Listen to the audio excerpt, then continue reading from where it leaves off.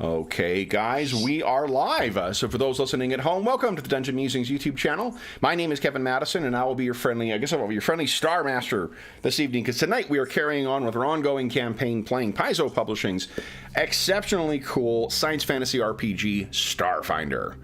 And with me tonight are the stars of the Attack of the Swarm campaign, because that's the campaign we're playing, are the members of Midnight Squad themselves. I'll go the order I've got you guys on the screen here. Why don't you guys tell us who you are and who are you playing tonight?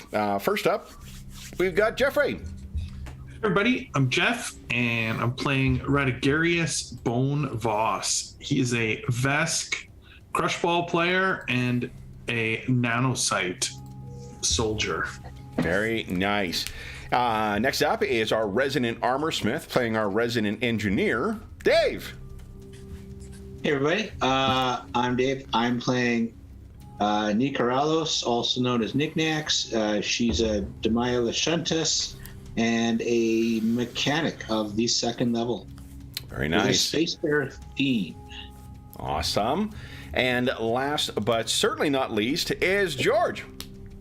Hey, I'm George. I am playing the man with a name. That name is Brisbane, aka Briz. He is an outlaw operative level 2. Very nice. So, guys, George was not here last time, but we had some eventful developments. Do you guys want to tell George what happened between the Temple of Hylax and where we start our session? I can tell you the last where we left off for me was just in case I missed two, because I may have missed two. Yeah. The swarm tank attacked us, but we ultimately defeated it. Yes, And that we was got back in our only. vehicles and are about to leave. You've only missed Did one. I only miss one? Okay, Yeah, great. only missed Awesome. one. Yeah. Fantastic. So, guys, what happened last time? Let's see if I can give you some visual aids to assist with this too. So I think we had hopped in the truck and headed back down to the corporate farming city. Yeah, Linmari. And we kept on rolling, and we came across a tower at some point in the journey south towards Rio City, and the tower shot at us, and we heard a voice. Somebody in the tower was losing it a little bit. Little bit PTSD perhaps, and they were convinced that there was swarm Vexers running around the ground around the tower, but we couldn't find any. Tried to approach the tower and he kept shooting, so we tried to convince him to not attack us, and we eventually got him to like calm the heck down, and Private Cesaro joined us. And then we were with Private Cesaro and the priest, Zelanan? Yep. AKA Private Hudson, yeah, exactly. And we were heading south, and we got attacked by some flying bugs, some flying swarm. They did significant damage to the vehicle, although Bone was doing a fantastic job keeping us on the road. Even tried to squish some against some like parked vehicles, which would have been really cool. And then eventually they were doing enough damage to the vehicle that Bone like did the old sword through the windshield a couple of times and took a couple of down. Knickknacks finally got rid of one, and then can't remember how the one in the back died, but it crawled. Dr. Zill did kill one, I think. Yeah. Oh yeah, Yep. Dr. Zill shot it a bunch of times with his needler or whatever. Yep. Took it out, and then we were able to just patch up the vehicle and keep on rolling. Got to Rio City, but on the way we got another comm connection with people in charge of the extraction or the planetary retreat, and they had said that we're not on time. They basically screwed off without us, but there might be an opportunity at the spaceport to find a ride and get off the rock. So we decided to it got a little tough to drive, get closer to the city. There was too many abandoned vehicles and stuff. So we had to like leave the bodies of the fallen that we had been taking with us, and a bunch of gear. And we basically hoofed it through the city. And then we had come across a group that looked like they were hiding, resting, had been under some attack perhaps. And it turned out it was a bunch of civvies, including one of the city councilors. And so now we've got the private priest and the general public following us around. Yeah. And Bone was contacted by the fan or whatever she was called. oh yeah, Did you mention this? Yeah, and she said that most of the stuff is destroyed, but she knew of a ship that we could use to get off planet. And we went to the airport. We got to the specified hangar, and Knickknacks hacked her way in. And then, right as the door opened, then something happened. There was a security system, or some klaxons started going off, or something. I can't remember, or all of that, all of the above. yeah, and some nasty smell. Wasn't there some nasty smell? Was it? I don't remember that. I don't think there was a smell in there. Maybe that was just my imagination. Oh, and also, Bone finally remembered who this girl was, and she's the daughter of a gangster, a local gangster from the city I'm in. Yeah. A big time, like one of the top guys, though. So, like, a real trouble situation. Okay. That is a perfect summary of what has happened last time. And I also want to commend you guys. That's the first time I've heard you guys say Rios City out loud. And I commend you for going 3 sessions now without making a Duran Duran joke. Because I will be waking up with that fucking song in my head tomorrow morning. So with that, let's bring ourselves back to the entrance here. So where we're finding ourselves is with the, let's see here. Yeah, that's what I wanted. So the alarms are going off like crazy, and these are so loud that Bone is actually, we get to carry on the proud tradition of ending on a cliffhanger and having a returning player start with a saving throw. We call this pulling it a John, so Nice. Enjoy. It's a Jonathan welcome, I suppose. Would you kindly give us a let's see here, fortitude save, please? Fortitude. Here we go. Yes, please. It's not a very high. Yeah, easy. 19. Yeah, certainly made it tough stuff. So then you only take 16 points of damage. All right. It's only 3 points of damage, which is halved down to 1. So you take Awesome. 1 point of damage, and you are not deafened. Bone, you can't. It's like there you hear a squealing, and then you hear nothing right now. Mm-hmm. So, guys, what are you doing? Where you're standing is at the bottom of like 100-foot long. What do you call it? 100-foot long stairwell that leads down to this secure door where this private hangar is supposed to be. So And is this the light? the alarm's going off. There's only there's no lights in here. I could find a picture Okay. of a completely dark corridor, but here, let It's me. just a black screen. Well, I did have that one, but let me share it with you guys. There. There we go. That's Role playing. Okay, what does it smell like? Yeah. Were you guys emailing before this? All right. So what? It does smell like. I mean, there's nothing. There's oil. It's a smell like a garage that you would have brushed in here. metal, Yep. oil, Exactly. Yeah. So, guys, dust, probably. you can tell from the ruined and abandoned spaceport here. This is just carrying everywhere. Like there's nothing to break the sound. So it's just whomp, whomp, whomp, whomp, whomp. What are you guys doing?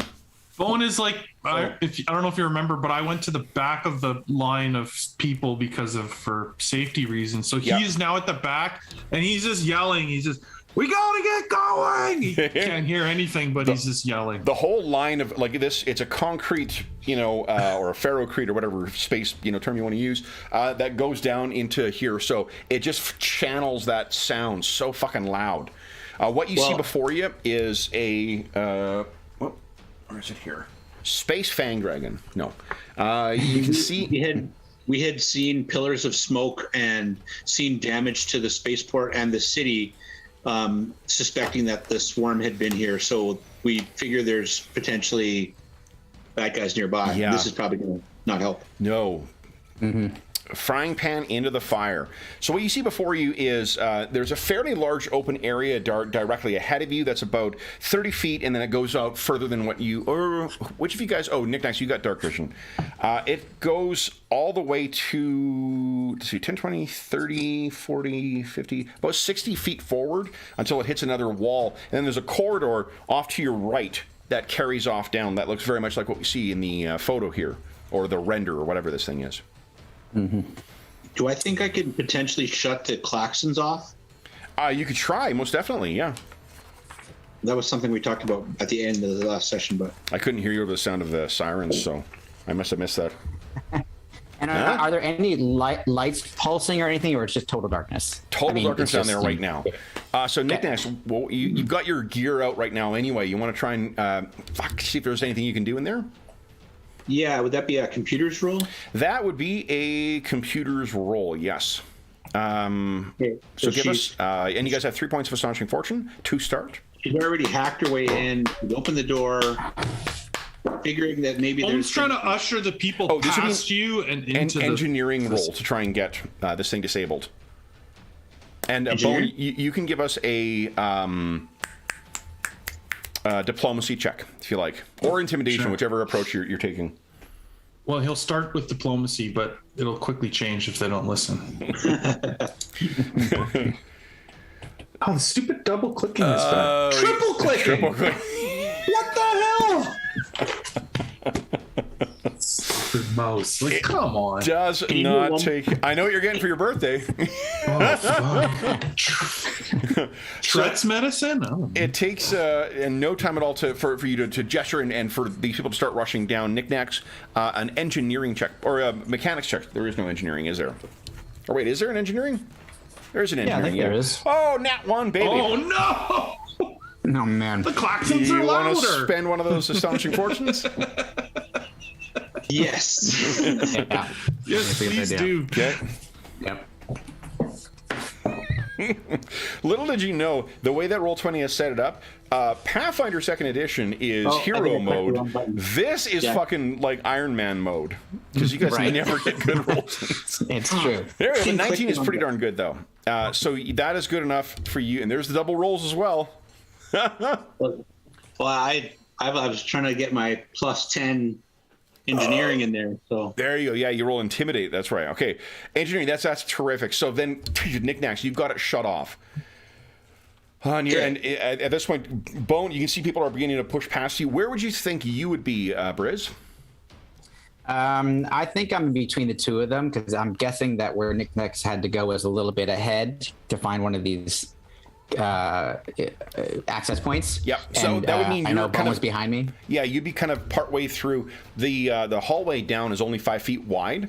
Or the stairway down, I should say, is only 5 feet wide. So you would be kind of like pushing your way past one of the 9 refugees that you have with you. And I think I would have, as soon as it made sense, I wasn't going to blind anybody, turned on my flashlight in my freebooter armor. Okay. So that I can see. Okay. Well, Bone has like a nanite lantern that he's probably holding up over everyone's heads to light the stairwell too. Perfect. And then I will just have, I will quick draw my azimuth laser pistol just because I can. Okay. And I'll just be on the lookout while the two of them are doing what they need to do. Okay. So then why don't you give us a perception check, please, Briz? Sure. Nothing ominous about Not that. great. Okay. 13. Okay. So you get down there, and where are you getting the people to sort of cluster here? Because you would be in there sort of, you'd be one of the SDF guys down in there first while Knickknacks is fussing with the alarm, and Bone is right at the back.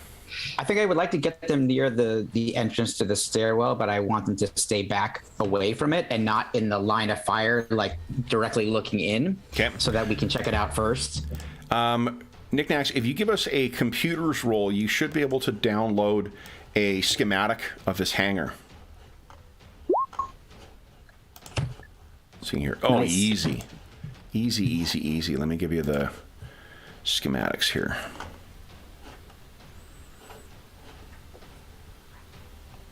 Yeah, there we go.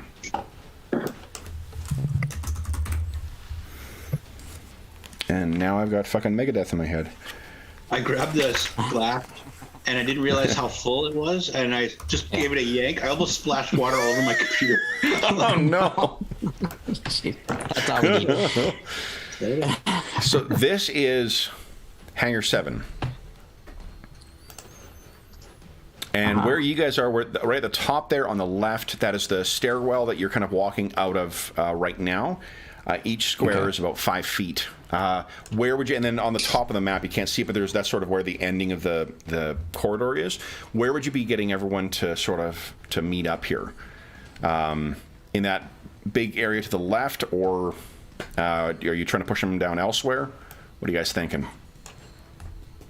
I think Knickknacks was near the front, so she's going to try and, once she's got that shut off, download, she's going to like detach her equipment and try and get to the front, and then just usher people straight out the stairs. Yep. Collect in front until we know where we're going. Okay. Yep. Field trip style.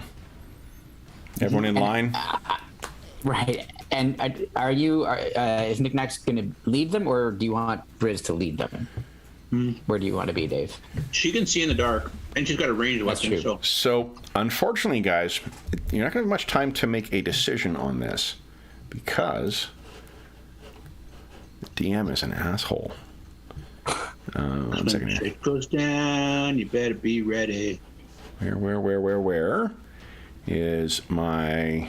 Here we go. Little dog gone? Oh. Little dog is lying down. We had a lovely cuddle earlier today. Don't hear her. Anna Banana, no, she did sleep. It's like usually like for these night sessions, she's out for most of it. Oh, wow. If my neighbor gets like delivery or something like that, or she hears, like, people who freak out when their dogs hear things at night. Like, are you not paying attention to how much they bark at nothing throughout the day? Because that is what she does. Where am I looking here? There we go. Sorry, guys. I was trying to find where stats are. I'm using my new Alien Archive cards. Oh, nice. I am very excited.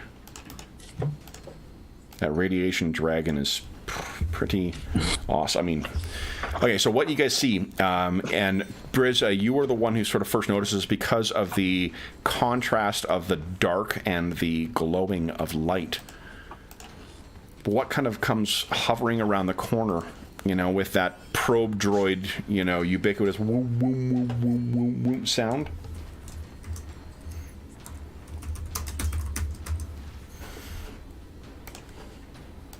Is this. Oh. And Knickknacks, where you see that Briz is on the far side of that entryway where you are, near the right side corridor, and coming around the corner in your corridor on the left is another one. And I get some shots here. So first, let's see here. Get down. Okay. You hear the sound of something discharging. It isn't an energy weapon. It sounds like a bit of a old school projectile weapon. All right, so then let's see here. I'm gonna roll randomly against you guys. 1, 2, 3. 1, 2. Oh God, they're both at Bone. Bone, you're pretty big. They really want to make sure that you are hit here. Does a 27 hit you? Yeah. How about a 19? Or sorry, 21? Yep. All right, so you were hit, and there's an explosion, and you and like you and that private and two of the what do you call it? The civilians are covered in this sticky resin that explodes out from a grenade. You don't take any damage, but you are currently being held in place. Now, next up is well, actually, let's roll some initiative, guys. Okay. Is there a condition I should set? Entangled. Entangled. And I got your. There it is. I'm just going to roll twice for the entangle. Actually, I really couldn't possibly roll better than that. So, I mean, I'm sure you're fine. Let's see. Here we go. All right. So then for them, 5. Not good. I saved my shitty rolls for my initiative rolls, guys. So we just need Dictax. There we go. Perfect. Holy shit. Knickknacks. Unsurprisingly, with your lightning reflexes, you were up first. What are you doing? She is going to yell for everyone to get down, take cover, Okay. and then return fire. Okay. Have a distance on these guys? They are about 30 feet down the corridor. And 20, yeah, okay. about 30 feet. They're very, very close. Then she will target the one on the right with her exocortex combat tracking. Okay. Yep. And glad I brought this because The one on the right, so the one that's closer to, I guess, where you're looking, there's one on the right that's in that corridor coming directly towards you, and there's a one on the left that's closer to where Briz is. You meant the one on the corridor nearest you, right? you know what? I'll shoot the one close to Briz. Okay, so it's on the left. Okay, on the left. Okay. I was just looking at the screen and saying the one on the right. Like, Yeah, that's what I was just trying to make sure I know which one you want to, if you want to focus fire here. So go right ahead, make your attack roll. Okay.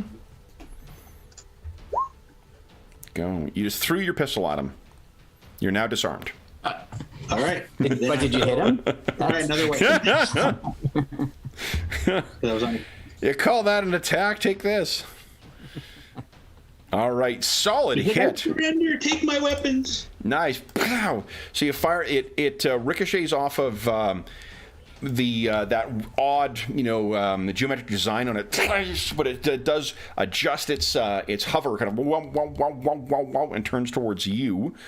Next up will be Briz. All right, so first, goddamn security bots.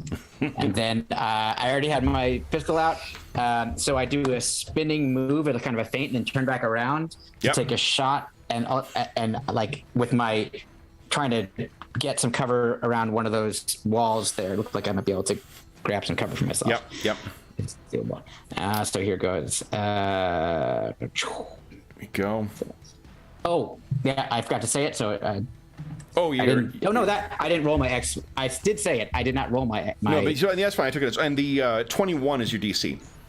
Thank you. Oh, I rolled the wrong. Ignore Easy. That's wrong. That's no. What's your bonus though? Isn't your bonus for? Plus 11. Yeah. So like 18, you're just barely.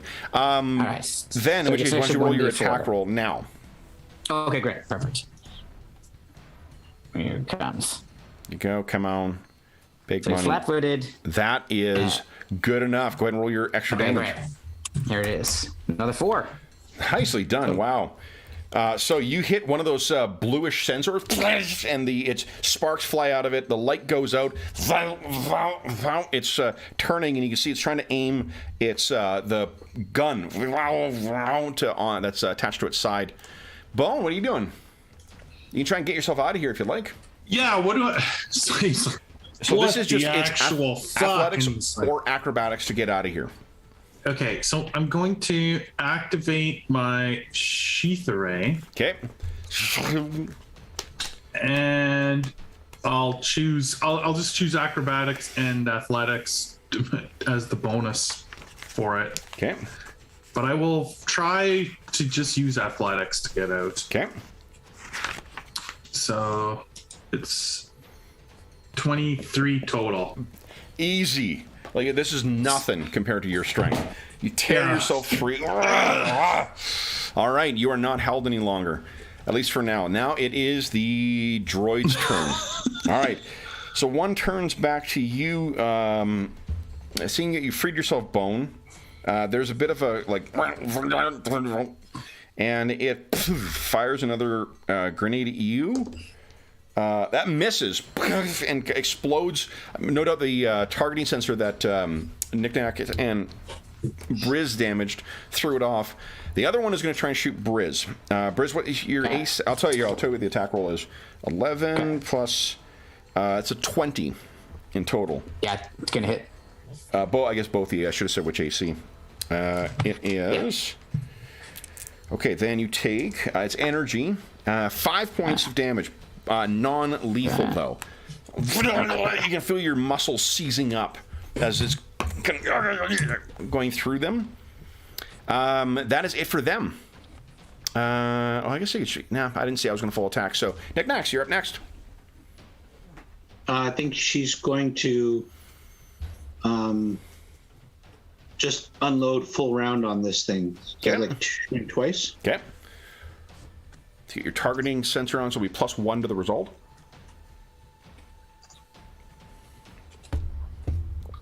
One of those is a hit. Oh, Ping, Okay. ping. Nice. So you're blazing away with your pistol. The shots are echoing through this corridor. Briz, what are you doing? so I can do athletics or acrobatics. I can't remember what you said to Jeff. Sorry. To free Or is it yourself, only or yeah. are you Free trapped? myself. Oh, yours was he like shot a me. different grade, yeah. Oh, yeah, I see. no, so I thought that. wasn't a grenade. He shot you with just a gun. Got it. Okay. Yeah. Well, that's fair. That's what I did to him. So Well I'm played, just Sir going Droid. yeah, but he, I'm pissed that he hit me. So I'm gonna come out from that little bit of cover I had anyway, and just like come at it, then do a tumble and come back up and. Okay. So I will have no cover whatsoever, but and I'll be very close to it. But To be fair, the only cover that's available here are the refugees. So you'll let go of the little girl you were in front of yeah, you. I put her down. That's all you need, darling. All right. 21. That is a solid hit. Go ahead. Oh, and roll your. Yes, I did it Okay, again. actually, Have to roll 21. my acrobatics. That's 27. easy. Go ahead and roll your extra damage. Okay. Come on, come on. Another one, so God, 2. Look at this. Yeah. Look at That's this. happened a lot. Jeepers. Oh man. It's because It's all about the drama, Kev. It's all about the drama. well, you can take the writer out of the writer's room. You can't take him away from the drama. So. That's right. So it too then, so you hit this thing, and like there's a, and you think like, haha, and then you see this thing through the flash of your gun. You're like, oh, because it's right in front of you now. I started lowering my gun and she turned around and I'm like, uh-oh. Nice. Bone, what are you doing? You're free. How big are these things? They are about, they are small, so they're probably only about like 2 feet across. Like, could I attempt to grab it Yeah, absolutely. and pull it out of the air? Yeah, okay. What do I roll to So you grab roll your something? melee attack, one of your melee attacks, and then the difficulty is 23. Okay. I have an attack for that because I have my new swarm strike attack. Oh, nice. Okay. So the nanites are actually Okay. assisting. Mm-hmm. Oh, nice. So that's not, you get in. Unfortunately, that's not quite. Without, if you want to do this more in future, there's a feat you should think about investing in to help bring down the target number. So you get in, and this thing is just sort of like to the side. Can't quite get in there. You're like, oh, you. Then it is, their turn. So then, do you have a? No, it'll slam you. It'll try and hit you. So that weird like grasping claw that it's got just lashes out at you. I don't think that's going to be a hit. Does a 14 hit your KAC? Me? Yeah. No. No. Okay. Briz, this thing's going to fire once again at you. that is 20 something, like 20. Yeah. Yeah, so that's a hit. figure that's probably a hit. It's a 3 points of energy damage again, non-lethal. What, and I was going to ask you about that. So in this system, non-lethal, how does that differ from just normal? It is. I think operate differently. I think you recover it faster. Let's take a. This is the first time this has actually come up. Track so that separately. I just want to figure out if I should keep my lethal. Yeah. The non-lethal is a 252. Here we go. All right, so non-lethal damage.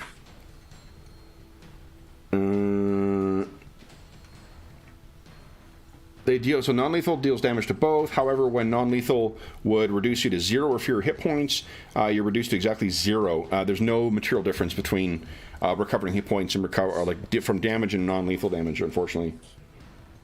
Okay.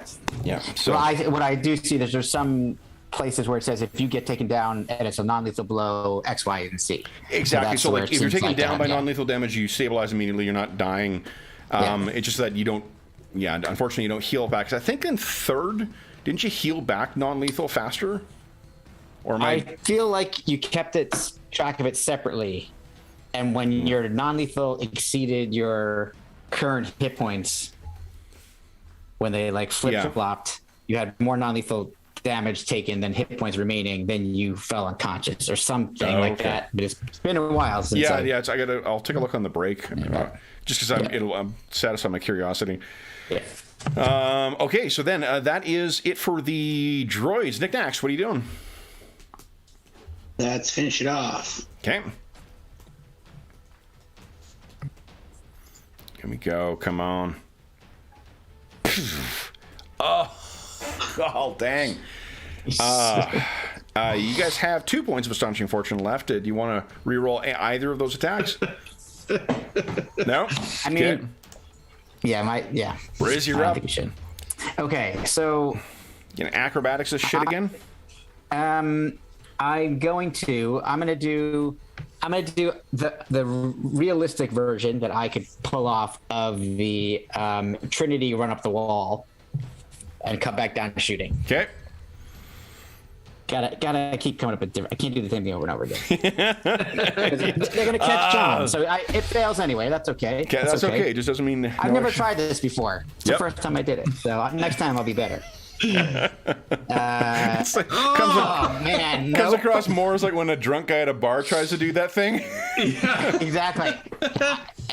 And my foot just slips immediately. And I fall down. So Kevin, shot. I haven't allowed you to pull out a critical fumble card if you wish. Oh shit! Yep. It's because George is the best. It's because I have all these cards myself, so I love using them. So yeah, even though it's against me, I still think it's fun. Okay, so here we go. I'll get that. I'll get the critical hit deck out as well, just so we got that. Yeah, because I mean that is possible. It is conceivable. Yeah. We'll see critical hits tonight too. Get rid of that, and not in this game. Hope springs eternal. Yeah, but it takes a standard action, so we'll see. There we go. Okay. I'm gonna give it a good shuffle here. Let's see what happens. Oh God, thanks for reminding me too. I actually thought just before the session that I was going to get them out and set them up, and then I got thinking about Mythos again. So that is energy. Error 404, target not found. Your weapon can't be used to make an attack until the weapon is repaired with a successful computer's check. Wow. So what do you think happened here in the context of what maneuver you were trying to pull off there?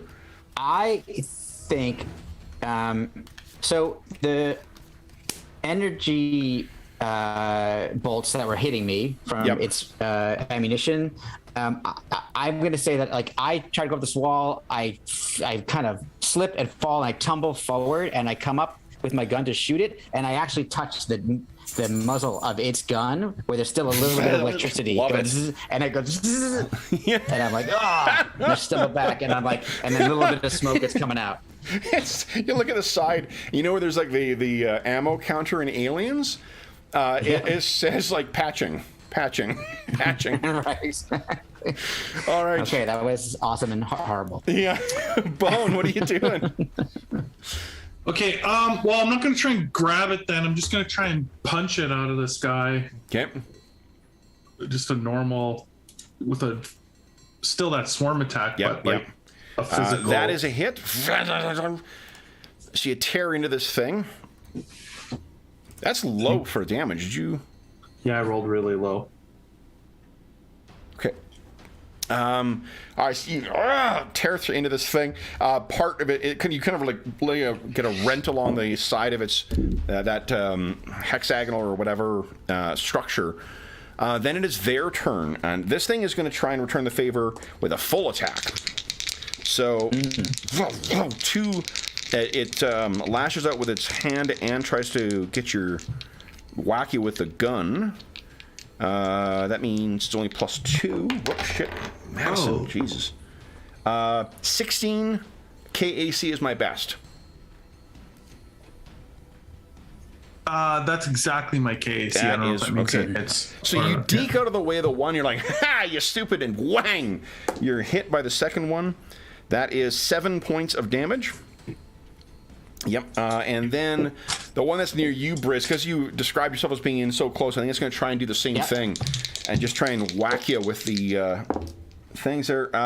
One of them for sure misses. The other one is a 15 KAC. I have a 16. Nice. So you see that, you're looking at your pistol, and you see coming out of the way, and you're like, whoa! Stagger back, and the second fist goes in, hits the wall where you once were. Nick Nash, what are you doing? She's like, Briz, why aren't you shooting? And she'll shoot the thing, but not a full attack. She's maybe burning through ammo a little too fast right now. Okay. Sheesh. You astonishing fortune that sucker? Nope. She's like, I think my gun's broken. Hey, mine's broken too. Anything else you want to do with your move action there, Nick Nash? Yeah, she'll. Can you put a weapon away? Yep. Okay, she'll put her pistol away. Okay. Briz, what are you doing? Okay, since I am engaged in melee with it, I'm going to quick draw my survival knife. Okay. And I will kind of go like I'm going to jab it. Yep. And then spin around, and I'm going to try to get it right in the center of that eye boost Love it. thing. Okay. And I can do an exploit with my survival knife. So actually, let's try. Give us a 30. easy. Yep. So here we go. So the flat-footed against the survival knife. Here it is. Okay. And No. 2 points of astonishing fortune left. You want to give one of those a re-roll? I feel like to the group that we shouldn't, just because these things are not Probably seemingly supposed to trying to be really murder us. It's not even They're 8 probably o'clock. supposed to be really easy, and we might find something tougher later. Yes. Bone, what are think you we should doing? wait. I saw that wasn't the most effective, so I'm going to materialize my longsword and attack with that. Okay, go right ahead. Here we go. Come on. Oh yeah. Solid hit. And one of them is gone. And 50-50 chance paid off. I didn't accidentally delete the initiative counter. So this thing breaks and then hits down. You look over and there's still that one that is facing Briz. It once again lashes out and it's squawking something in like the Starfinder equivalent of binary. It is, which I'll bet you there is a language for in the guide, because there are, there's that anacytes that are all like droids and whatnot. So I'll bet you there is one. 18. That's cool. Does that hit you? Yep. Yes, it does. Okay, 4 points of damage. Okay. This is not non-lethal, unfortunately. But then it's Nick Nack's turn. She'll pull out the Series 21 plasma sniper rifle, Okay. and that's about all she can do because she needs a move action to aim it. To aim it is... Oh, gee, that's to use the sniper component. Yeah, I think the unwieldy thing is that you can't move with it. Right. Right? That's right. Let's double check here. It's unwieldy. Yeah, it's unwieldy. The sniper was the thing that to get the advantage of the range, you need to place These it. are short range. Yeah. Unwieldy might be the one that says that you can only attack once per round. Can't be fired without cooling down first. You can't use an unwieldy weapon as part of a full attack. Okay. You can't attack with it more than once per round, and you can't use it to make an attack of opportunity. And what was the other? There was... Here, actually, I can Yeah, there was paste it in unwieldy, there. there was sniper, and there was one other quality it had. There's the unwieldy.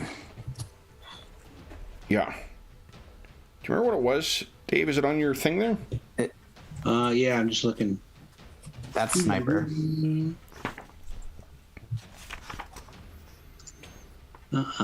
Which is what you were thinking, Dave. You aim the weapons to move action, then fire it on the same turn. Use the value listed. Yeah. The special property. So I thought there was a third one that he had on it. It's guided, sniper, and unwieldy.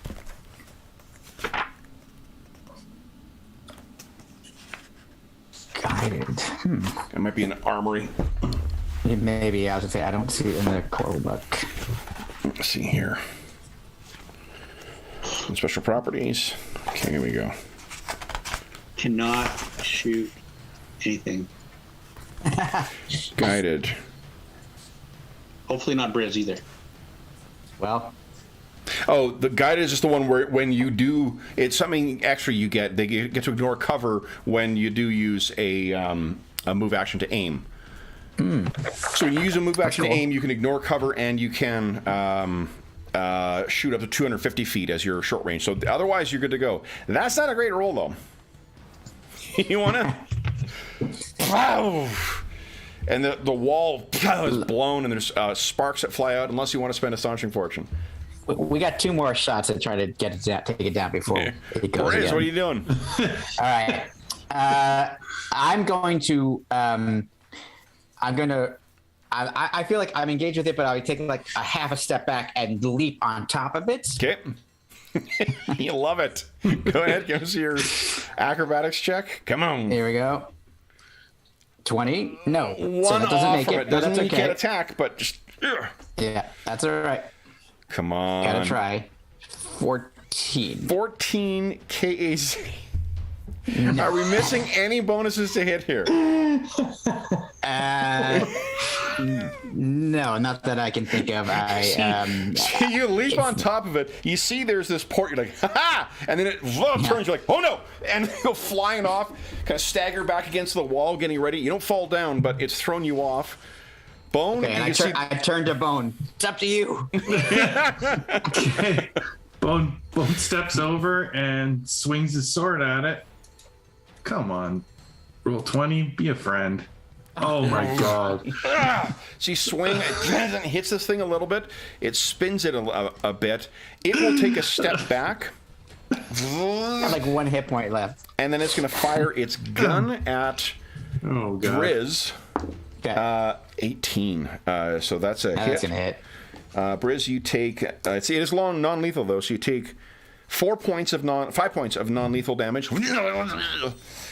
And then and so it's still a, and the excess still applies to my hit points. it does still applies to your hit points. Yeah. Okay, great. Then it's a 17 KAC against you, Bone.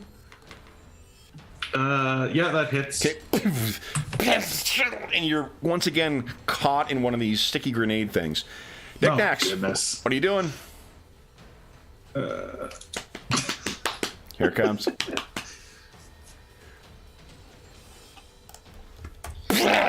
What does it look like as you put a shot clean through this thing? Yeah, I think that's exactly what happens. Knickknack's finally like, hey, oh, this thing is heavy. I forgot how heavy this is. And right through it, just leaves a hole. The thing falls down almost immediately, and all you can hear is just this. And the soft beeping of Briz's gun. Patching. Yeah. Patching. So immediately bring that over to Knickknacks to take a look at. Okay. Knickknacks, you can give us a computer's check if you like. Yeah. Do I need to untangle myself? You do, yeah. So that but with an 16, you're able to pull yourself free. Okay. I was just wondering. I was just going to see how long it took. If No, 16 that was good. wasn't That was good enough roll. Okay. Yeah.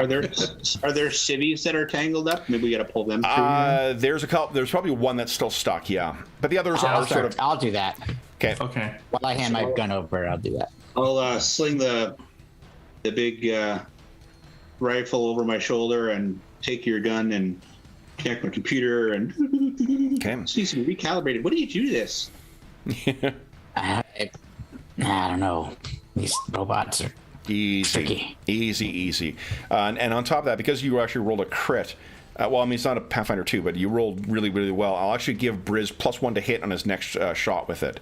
You just nice. perfectly Okay. aligned. You know, I noticed that your what do you call it? The sight on it was just a little bit off as well. The whatever it is, the emitter chamber. That yeah. So with that Better done, than ever. Thanks, Nick Nax. okay. You're welcome. What do you guys wish to do next? Let me call up your map I'm of going to home. find this ship. Okay. Yeah. So whereabouts are we? Is this an actual map or is this just like a symbolic map? No, that is it's if Nick Nax, I can Nick Nax shares it with you guys. You can have it there, but I'll bring you over to the actual map here. I don't want to use it because we've been going this campaign without a battle map. Oh, you guys are just some giant. Oh, he's back. Oh god, they come in big sizes, guys. Oh shit. Okay, let me do this.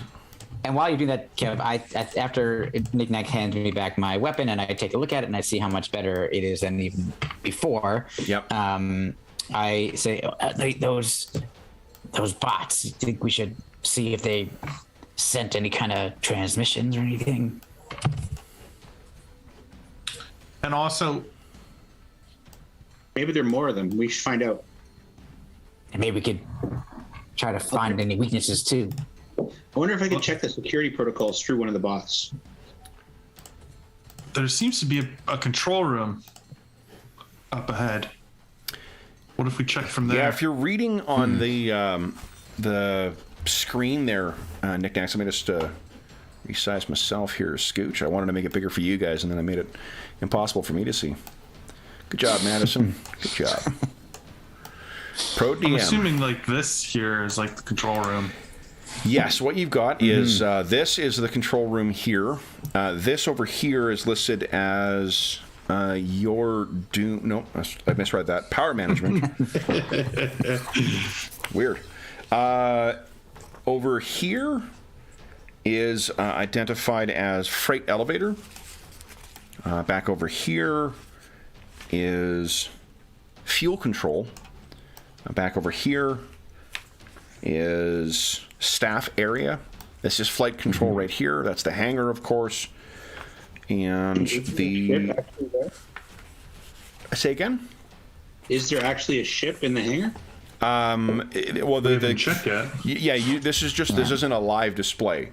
This is just schematics that you guys have right now. Oh, yeah. Oh, I'm also just wondering, like, is it big enough? If it's big enough ship, would we would see it? Oh no, you can't. There's no windows leading from here.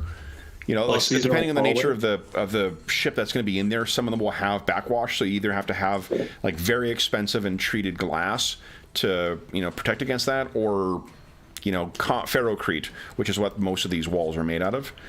Along the side here, these are let's see here. Security station is right here. If you're worried about checking for security things, right around the corner there. And then over here is storage. Okay. You would know too, Nick Nax, power management here. This is where you would want to be able to turn like all the power back onto the structure, which would include like the doors, like the what do you call it? Remember, you needed to jury rig one of your batteries in order to power the door to open last time. Yeah. So, what would you guys like to do next here? You guys are talking this over, and it doesn't seem like anything has... no other droids have come. And also, let's give a cheers for first use of our Alien Archive Oh, nice. cards. Nice. I say we go to the control center and Well, what about the security center right here? It's right near us. This place right here. We can maybe shut off these That may be droids. just someone's office. From the way the displays that are in there, it appears like that's the actual security center. Like it'll be an office for sure, but it'll be where you would control all the other points. Check into that, sure. Sure. Just hurry. It would, Problem however, is- nope. likely be without power right now. Yeah, we need to get the power on before anything's going to work. I see. So I guess we got to do that anyway first. Then we can decide what to do after that.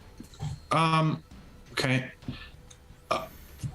All right, can we get into any of these rooms, Kevin? Which one are you going to try first? I'm just trying to find any room. Like I see like 3 different rooms with crates. Yep. Bone just wants to haul some shit and block the staircase path down while these guys, like, he's not much to contribute powering the station and checking computers and whatnot. So I was just gonna move anything he can find and block the stairs essentially. I mean, you could push the door closed again. Yeah, I mean, I will start with that, but I mean, I want to try and bar it, basically. Yeah. So then, I mean, you're going to sort of force those doors open because there's no power. To get the door open is why don't you give us a strength check? Let me go back to where I can actually see your results. There we go. Oh my gosh. Roll 20. You know, those things maybe... Okay, so I guess the other thing to ask is you guys will have 10 minutes to take a break, too. Does anyone want to spend resolve to get some stamina back or get their stamina back? Yeah, absolutely. I would. Yep. Yeah. I think Knickknack's going to go over. I'm trying to think. Do I need to... You get it all back, right? Yep. Yep.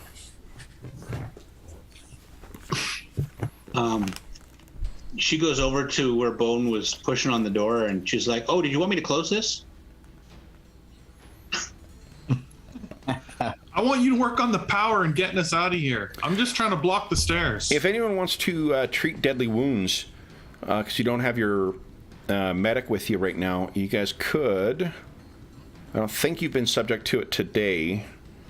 It takes a minute, and the DC I think is 25 with the med kits you guys have.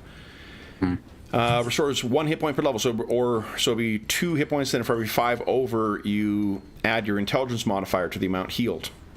Anyone want I to try also that? have a serum of healing MK1 that we got. I have a med kit. I could treat deadly wounds. Yeah, go ahead and try then. Some medicine check then, And please. I'm now trained in medicine. Nice. So that when Dr. Zill's not available. Yep, good call. So this will be on. Awesome. Is Briz hurt? Yeah. I am hurt. I'm not, I'm just a bit. So I think you are more hurt than I am. I'm gonna try and treat Briz with some deadly wound repair. Okay. Go. Perfect.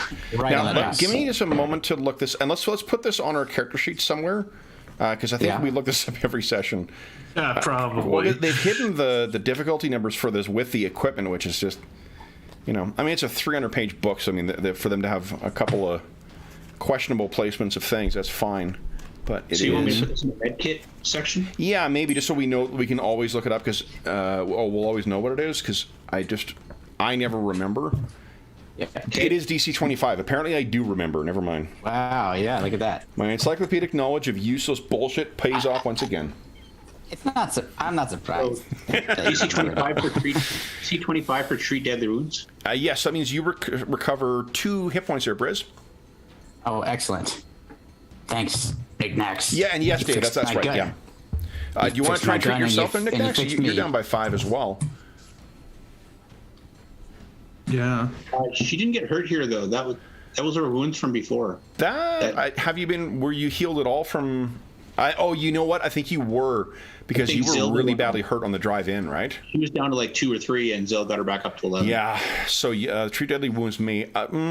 I honestly don't remember if we used treat deadly wounds last time, because I don't remember looking up the DCs last time, and that usually is what the first thing we do when that happens. I think Gilles used his own class abilities to restore hit points. So if you want to do that now, you're welcome to try. All right, let's do it. Just practicing. And if I'm wrong, it's 2 hit points. So look at that, though. Nat 20. Yeah. Holy shit. Awesome. What's your intelligence modifier?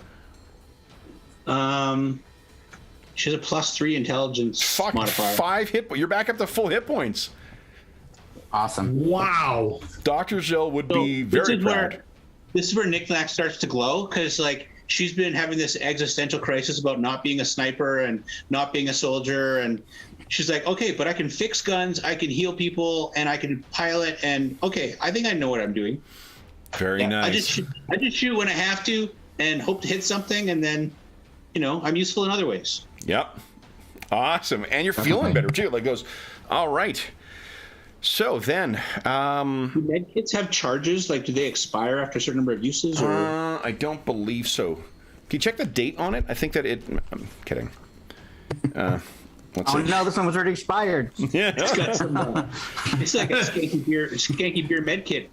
So this is the kind of week I've had. Is there's been twice this week where I have been like, okay, finally I can eat that thing. I'll get to it now, and it's expired. Yeah. Twice, and I'm like, oh, god damn it. Skip the dishes again. I don't see a... Yeah, I don't think it does. I think this stuff is so advanced.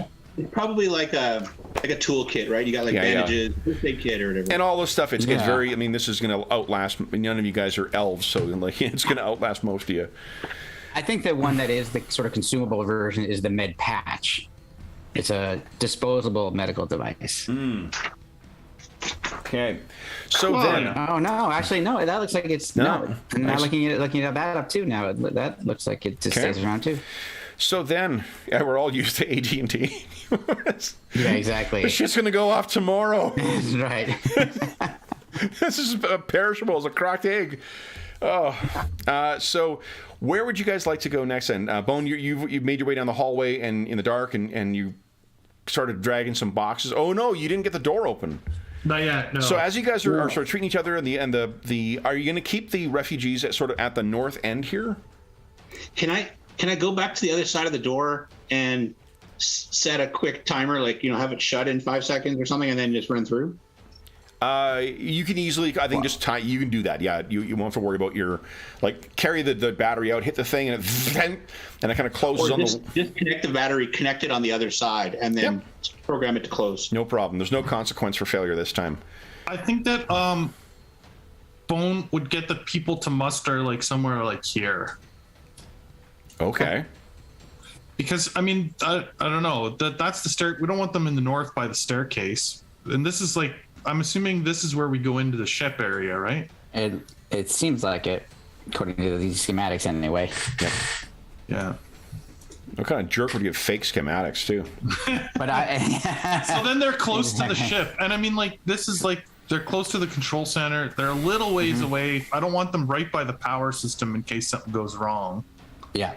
So why don't, when you're kind of getting them all together, Bone, I will head down to this corner here and just look around the corner and see if I spot anything abnormal down this corridor. Okay. Okay. As I'm explaining to them where we're going to move them to. Okay. So you guys, Nick, you finish that up as Bone and Briz are getting things down, and that door is now sealed, and it's going to be as immobile as what it was for you guys when you first came to it. We can. So you guys have a rough idea where they are. I do want to go back to the atmospheric map for a bit here because it just. Yeah, we got an idea of the layout. Yeah. And you have there is a handout as well that has the full layout, so we can keep track of where you guys are going. Let me open up. Yeah. So we just do, missed opportunity with them not calling it Hangar 18, I tell you. Okay. Then so we want to go to the power area and try and get things powered up so that we can then use the computers and get the ship primed if there is one. Yeah. I think you'll do, unless you need help, that you would be handling that while Bone and Briz are kind of dealing with the refugees and looking and checking ahead for any signs of trouble. Okay. So how do you want to get the door open to the power station? You could go through the same process and try and like jury rig some power to it to get it open. Yeah. Is there any power left on that? I had 6. It was a 6 cell power supply that I've been using. I think it only used one. Let me double check. I was fairly certain it only used one. So that would be like one charge. One to open the door, one to shut off the, and then one to close the door. Only, the shutting off was a matter of you manually did. That's why it was engineering and not computers. You were not commanding it to go off. You were, tearing the wiring out, as it were. Okay. Then still got 4 charges. Okay, so Nick actually go to the door to the power supply room. Okay. And connect the battery pack to the door and. Okay. So why don't you give us an a computers check, please.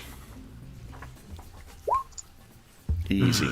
Okay. It's not a great roll for you, but still able to get in.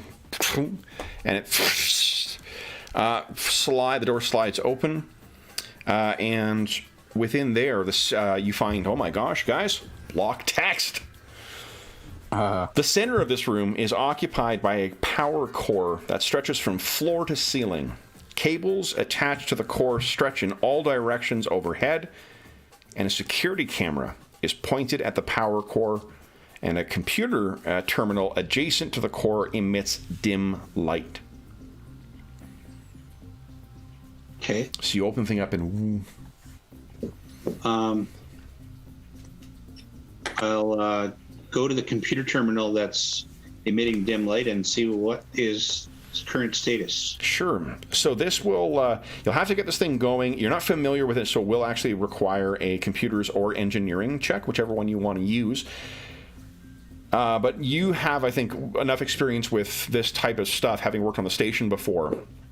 And then I guess you when you think of the station, you think of that thing crashing down, falling out of the sky, flaming, and then shake your head, bring yourself back to the power management room.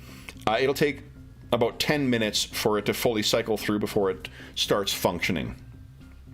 She leans back and goes, "Hey, Briz, boom." Or I guess we got comms, so she can just go. She'll go, "Hey, this is gonna take like 10 minutes, so maybe watch my back." There is a cabinet here, nearly flush against the wall as well. Oh.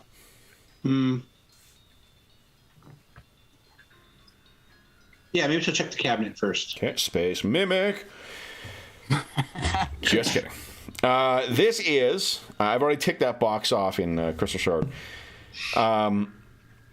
Good. There is... It was great, too, because it was Brandon, and as soon as he touched thing, got stuck to it, he's like, of course I'm stuck. That's great. Then it is... Within this cabinet, you sort of look around, and it's sort of you recognize it as something you would have in your shop, knickknacks. And within there is a engineering toolkit. There is a fully charged beacon portable light. So you put that on, and there is a spare battery, fully charged. Huh. Well, since I'm using one of my batteries for all this stupid work, she'll pocket the battery. Okay. It's just a standard battery? It's just standard battery, yeah. Okay. I'll just put another one on my sheet.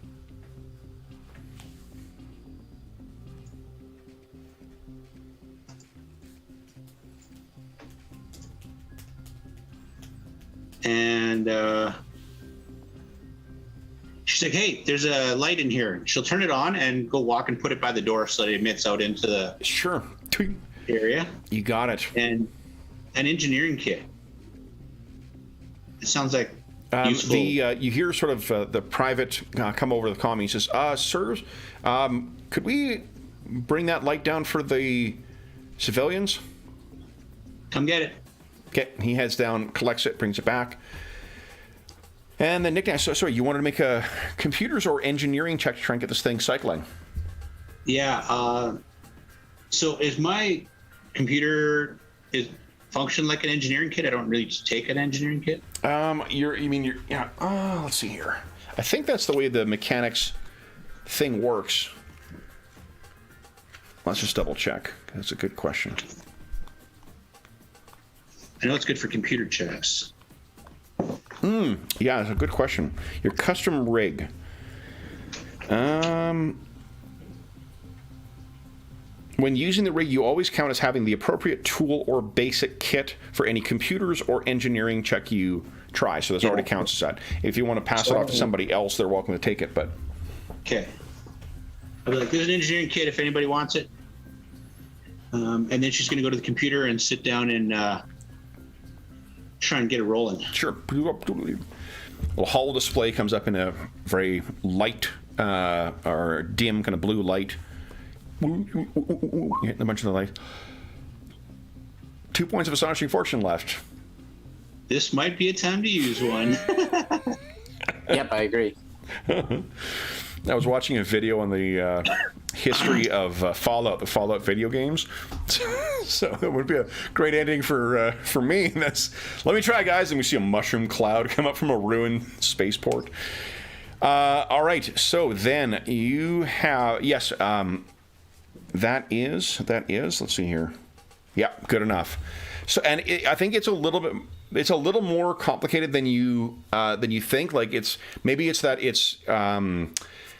is built in, or the thing is set up in such a way that it'll be more challenging, or it's clumsy, or maybe it's a matter of someone made it so it's hard to do what you're trying to do and just like cycle everything up and go.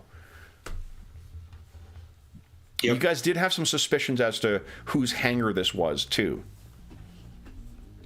Yeah, she wasn't exactly forthcoming about why she was giving us a way out. Mm-hmm. No, not at all. And she would work for, or was like daughter to the mob kind of thing?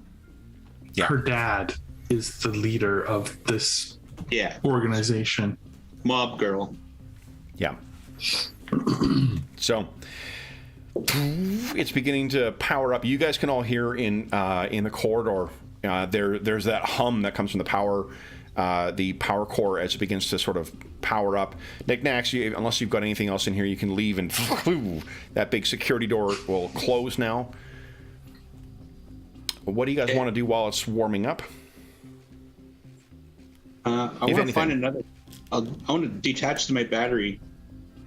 Okay. And do we want to go to the central computer section, or the security area? We figured we can figure out what's going on. Well, yeah. Figure out if the ship's intact, if it's got power, if it's supplied up. Like the central, I think we should get all that information instead of just jumping on board and trying to take off. Yeah. So, is it flight control you want to go to, or the security station? Right. Yeah, you mean control center, not security station. Yeah, control center. That's where I think we should go. But do we want to make sure the place is secure before we hop on? What if there's we're so close to the hangar. Let me just scout ahead and see if I see anything. You got that outlaw background, so you sort of as soon as Knickknack says it like that, you're like, security station is likely going to have cameras everywhere in here. So if you want to get a live view of what's going on in all these different parts, that might be that might afford you that perspective. And the way I convey that is I say, the first thing that I do when I'm sneaked into a place is shoot out all the security cameras. So there must be security cameras here. We should check that security station. One of the Shirin civilians looks over to the other Shirin and says something in Shirin, and the subtitles is like, "Who is this guy?" Check out security. Sorry, Jeff. We're just not knowing anything what they're saying because I do not speak Shirin. I just catch the tone and I just turn and give them a look. And then I give them a smile. And they both kind of, they're like, their mandibles kind of. Yeah. And then I give them a quick grin, and then I go forward. Sorry, Jeff. No problem. I was saying, you guys go check security. I'll stay here with the civilians. Okay. Sounds good. Checking security. That's what we're doing. All right. You guys, you make your way to security. As you're making your way through the hallway, you spare a look up, down, to the north there, to where the one broken security droid is. Can carry on down the corridor, take a right. You make your way up to the security door, seeing the other destroyed droid. The door is still shut. That leads out. And I think by that point, there's a little bit of like a flashing of lights. Power starting to come back on here. Do you want to wait till you get power to open the door here, or? How much time 10 do you minutes, think? so. I'm going to use the rest of this battery pack up. It's only got like Okay. Sure. 3 charges left. Give us a computers check, please. I'll cover knickknacks while she's doing that. Sure. Just wires it up. Easy. Door slides open, and then almost like basically timed as soon as the door slides, all the lights come on, and you see lights come open in the security room. And what's that you see? Is that? It's more block text. I need my glasses. Hold on. This small room seems to be a small security station for the hangar. A couple of metal chairs sit before a computer terminal, and several monitors hang above it on the wall. A door. They always end with the room that, like, the way that you're always getting in. I don't know why they include a door exits to the east. Like, there's a better way of phrasing that, and they do it in every one of these fucking things where they describe it in the most alien way possible. So it's like, wait, is there another door out of here? Or Yep. The door you came in. Yeah. It's a no fault meant to Patrick Brennan. This is a fan-fucking-tastic adventure. I am just teasing. 100%. Yeah. All right. So I imagine it is part of the style guide that you have to reference all the doors that are in there when you describe a room in block text. So I expect he's only following the Paizo guidelines. So Yeah. door opens. What are you guys doing?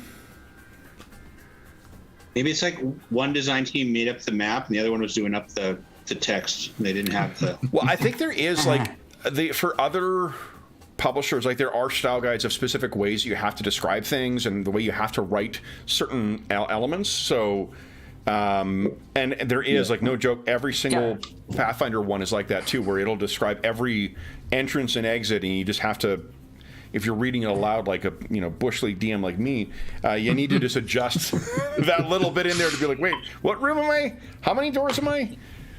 Yeah, they even had that at, in 3.0 and 3.5. They would give us it was a whole document that you had to follow a template sort of. Mm-hmm. Just to keep, the objective was to keep consistency, so it's easy to run adventures because you knew exactly where to look for what you wanted. Yep. So it made sense, but sometimes it had little weird issues. Well, and it's idiot proof too. I mean, the way you clear that up is like, oh, is there a second door? Like, no, there is only one door. That nets That's you why the they result. Of... made sure to give me this thing because they were like, look, idiot, we need you to do it right. So here's exactly. All right. So then, knickknacks. To the terminal. Main to the terminal. All right, then. So you get over there. The terminal does have power now, and you can see there are cameras. There are cameras displaying the stairwell, the freight elevator, the power core, the secluded corner of the fuel control in... what area is that? That is the... fuel control in the one down south there, like just south of the flight control station. There is a camera above the lockers in the staff room. Clearly they don't trust their staff. There is a camera above the computers in the flight control room. And there is a camera above the hangar entrance. And there are 2 more cameras that provide a coverage of the entire hangar. And there's 2 more that are in the hallways. Okay, so first things first. Is there a ship in the hangar? There is a ship in the hangar. First, let me show you what the hangar is going to look like, guys. And by the way, I'm standing in the door frame so I can see both knickknacks and the hallway. Just definitely. In case. Ooh, that's cool. So this is not a direct analog, but I thought it's got a cool claustrophobic but sci-fi feel to it. Yeah, that's awesome. And the ship that you see in there, guys, is this sucker right here. Oh boy. I really love the ship design in Starfinder. There's such a wide variety of different unique looking ships in it. It's super cool. And this is...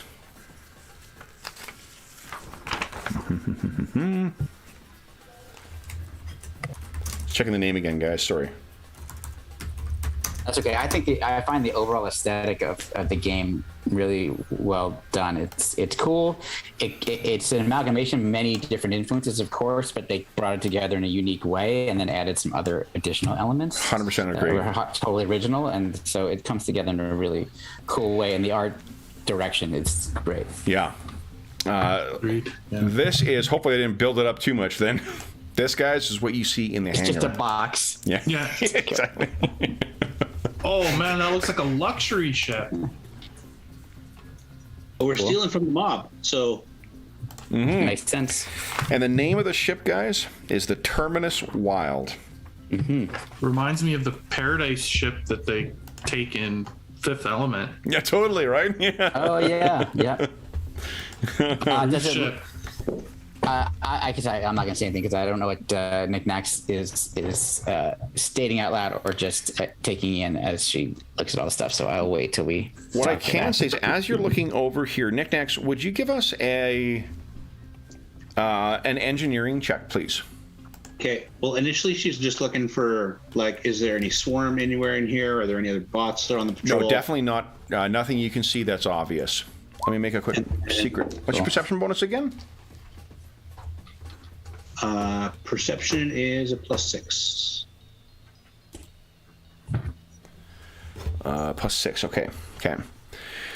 All right. So you're looking around at the cameras, and then you sort of something catches your eye. You're like, wait a minute, and you hit on the one of the hangar ones, and you zoom in a bit. You can hear a dog. Jeff, you were asking if Anna was going to say hi. She's definitely saying hi. Yep. Goober. There she is. There's some space hounds hanging out by the bottom of the... Yeah.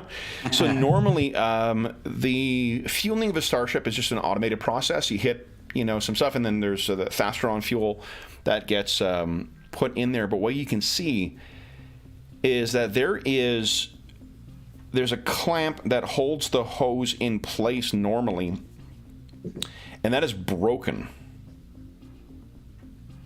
That's going to pose a problem for refueling the ship. Okay, so there's a refueling problem with a broken clamp. Yeah. She'll relay that to the team. She's like, yeah, ship's there. Looks like a refueling clamp is broken. We might need someone to fix it in order to fuel the ship and get off this rock.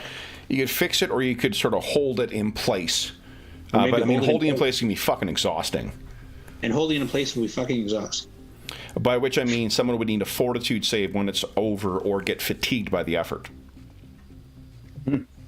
Sounds like an athletic kind of maneuver to me. I can do it. If you want to do it faster... Point me in the right direction. Okay. I don't see no swarm or bots obvious in any of the terminals. Excellent. And, but there is a ship, and it's got to be fueled probably. True. So, Okay. So Apart from she'll that- run. Can she run pre-flight from here? No, this is just security. So we've got a. yeah, She'll list off the rooms that what she could see. Like there looks like there's like a locker room and Yeah. storage area and staff area and whatnot. Yeah, there's nothing- I don't know if you want to walk through any of that stuff while we're getting ready. nothing really stands out to you in any of the cameras, apart from that broken clasp. Okay. She's like, okay, Briz, I think we're done here. We need to head over to the launch room or the Flight control. flight control. Get this baby rolling. Sounds good. You think you could shut off the security systems just in case it tries to prevent us from taking off? She's just like wondering why, and she's like, yeah, okay, sure.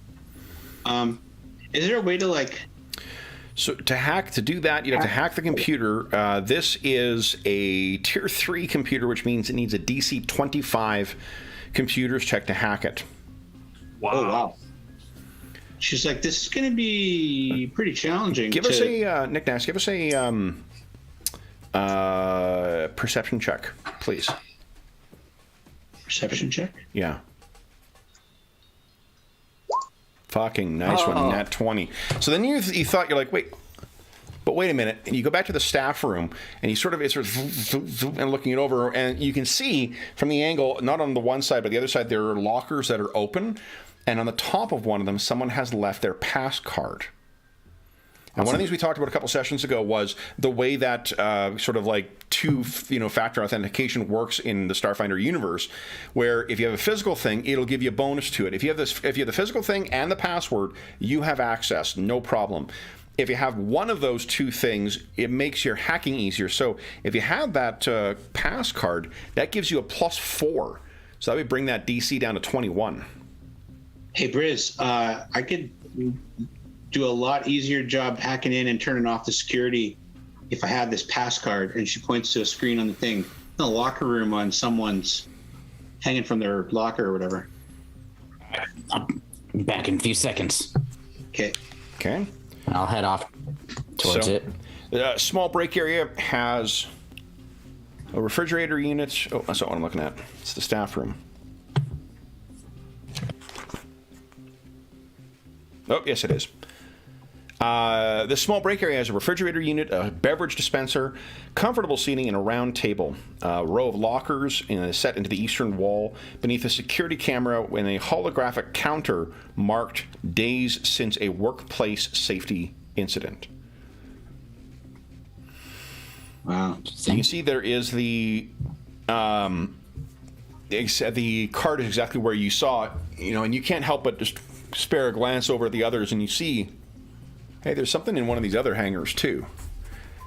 And getting in closer, what you can see, Briz, is that there is a static arc pistol with a full battery charge in it that's left hanging in a holster. All right. There's no way I can leave this here.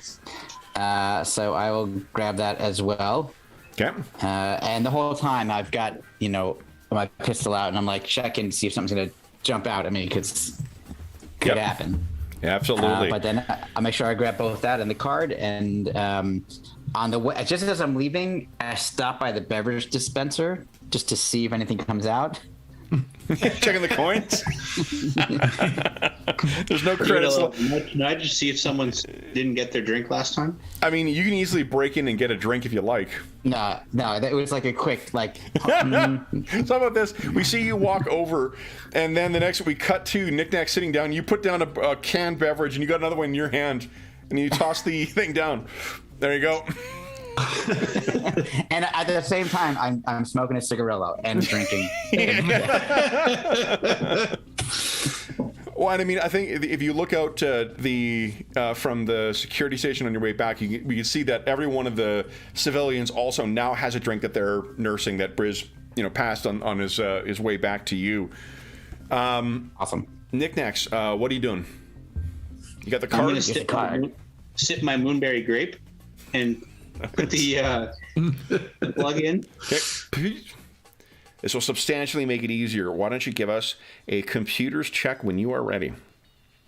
Yeah. So she knows that trying to hack a level 3 computer could have a negative effect, right? If she fails, all sorts of things. There's a wide variety of inventive responses that or countermeasures that include like shutting down the computer, like activating countermeasures, like electrocuting someone.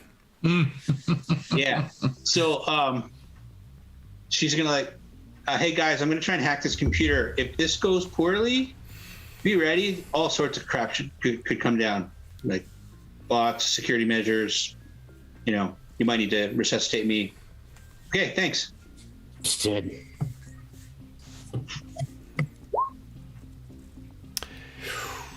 One point of astonishing fortune left. Yeah. I think it's time. I think we're gonna need it, right? That's probably not good enough for anything. Okay. I don't think so. We know it's not, unfortunately. Oh no! Wrong direction. So what happens is you're starting to try and hack this thing, and unfortunately it locks up, and you can see there's an alarm has been activated, but with the siren disabled and with the droids destroyed, doesn't appear to be any other thing happen, at least not anything you've observed yet. But I don't know what. I'm locked out. Okay, I'm going to pull up the arc pistol and shoot the controls. Okay. The electricity flies through the whole thing. The monitors sort of flash and then all go out. I knew that probably wouldn't do anything. I just wanted to try it out. What would you guys like to do next? I'm going to show this to Knickknacks, this weapon, because I don't think that it's actually something that would be that useful to me. Yeah, static arc pistol. I think it's in the compendium because it's from the core rulebook, I believe. Static arc. Yes, it's in the compendium. Arc pistol fires deadly stunning blasts of energy at ranged targets. Damage 1d6 energy, range 50 feet. Critical arc 2.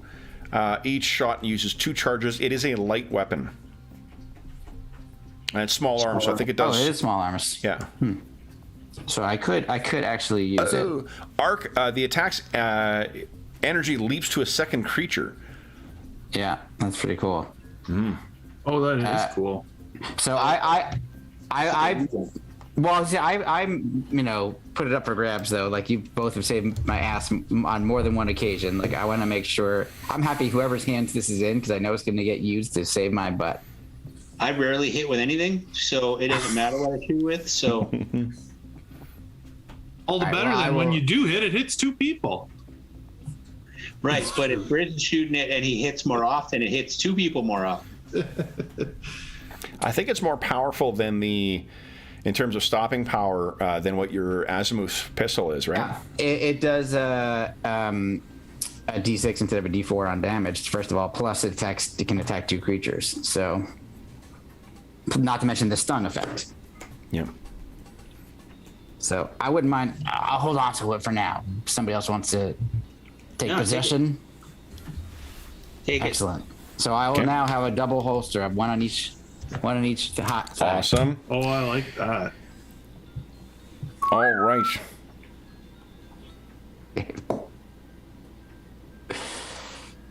What would you like to do next, guys?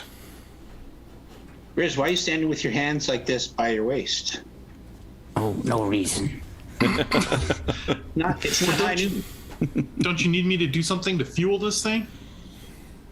Yeah, we need to get to the flight control, though. Hopefully I didn't screw that up. Okay. You guys make your way over to flight control. You hit the button and it opens up. And then what you guys can see, let's see here.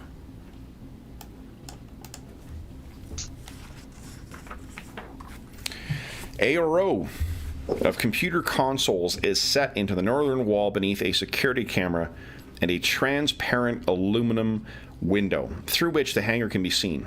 Exits lead to the south and the east. There you go. What's in there? She points to the east and heads towards the computers. Okay. If I remember correctly from the map, it was just the out to the hangar, I think. Oh, maybe. Yeah. Yeah. Yeah. Well, yeah, there's like that little chamber and then the hangar. Yeah. Okay, I'm going to get on the computers and try and figure out the status of the ship. Get it rolling. Okay. You can see actually drift into view in the hangar entrance room. Uh-oh.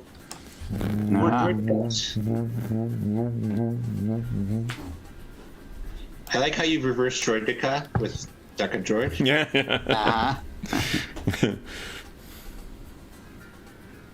Well, I guess we should go take that thing out. Any idea how many will be out there? You disabled the cameras now. Yeah. I'm just asking Knickknacks if she knows how many droids are out there. I didn't see any when I was looking on the cameras. So this one must have come through one of the doors or been activated somewhere. You did get locked out of the computers at one point. I'm not going to tell him that. Besides, it was Briz's idea. It's going to cause us problems. No, I take full responsibility for what happened. Well, who's coming with me to take this thing out? You guys want me to stay here and get this thing ready? Yeah, get this thing running, Nix. We got to get out of here. I'll help you out. Okay, so what you'll need to do is give us an engineering check there, Knickknacks, to see what is the status of this thing. Okay, she Of the gets ship, her the custom Terminus rig Wild. out and plugs in her custom rig, starts going to check in. Awesome. So, apart from needing to be refueled, the Terminus Wild is in working order. There's just the conventional thrusters that need to be refueled. You will need to make a computer's check to activate the refueling process, and then someone will need to, again, to be in there to... someone will need to be in the hangar to sort of set that, to hold that thing in place, and someone else will need to go back to the refueling area, which is back here, guys. Okay. To calibrate So the... this is going to take a team effort, so she might as well go and help them with the droideka. Okay. So I'll be probably a round behind them. Okay, so then Bone and Briz is just now with all the power in here, it's just a matter of hitting a button and it opens up. Okay. So tell me where you guys are room? here. What's this look like as you guys are trying to open the area? Where is the droideka? And it's like here on the other side. We saw it on the other side of the window somewhere, yeah. Right. So it's somewhere out there. Yeah. Yeah. I'm thinking like open this door, I'm going to rush it, and you're going to shoot it. Yep, I'm gonna come around. I'm like lean around the corner and be ready to fire. Okay. I see it. I'm going to run in. I'm going to rush in there with my sword. Hopefully it's low enough that I can hit it. Okay. So as soon as the door opens, Bone, you're ready to action. I guess we'll start going in. It does trigger a ready to action from it. 19 hits you. Oh, yeah. And you are once again... oh, Jesus! Caught up in an entangling. Guys, go ahead and click on your tokens. And let's click on initiative.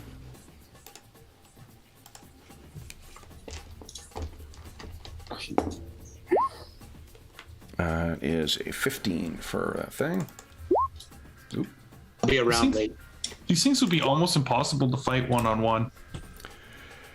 They are tough, yeah. They're a pain in the ass. Although the DC to get yourself free of that shit is very, very low. But I get that. But if you were just by yourself, you'd be constantly dealing with it. If it's got distance to kite you, hit you, and then yeah. There's a reason that they make use of these suckers. They're in at least 2, maybe 3 of the first adventures of at least 3 of the different adventure paths.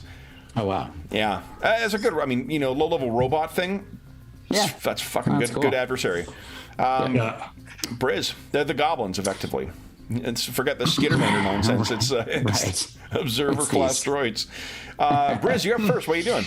Okay, so I'm going to try to kind of duck out and kind of then drop down a bit and take a shot at it. DC 21.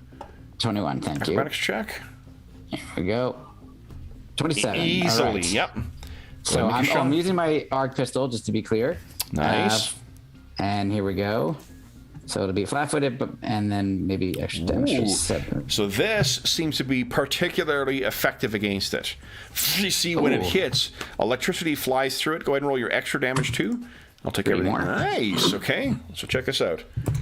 Boom. Nice. That seemed to be particularly good against it. I look at it and I just go. Now it's this thing's turn. So it turns to you. And it's actually going to try and do the same thing. You hear a recycling. Actually, it'll do full attack. Why not? It doesn't have to move anywhere. It's not going anywhere. Staying in. Dropping dice. So first shot here. This will be against KAC. That's a nat 1, so it does not. I think the grenade launcher is jammed. You hear a from inside, and there's stuff that fills it up. Cool. Beautiful. Then the second shot is a 15 EAC. EAC, that's just what I have. Oh, too much damage. Wrong dice. I'm guessing these droids haven't run very often. That is 2 points of damage as non-lethal. Bone, your turn. What are you doing? Breaking free. Okay. That was athletics, right? Yes. That's right. I make the same stupid Freddie Mercury joke every goddamn time one of you guys says you want to break free. Okay. So yeah, you break yourself out of the entrapping. So is that my movement, or can I still move, or how does? I think it's a standard action to escape. Okay. I believe that is correct. So I can let me move look at still. the DM screen. Hold on. I got my SM screen. Yeah,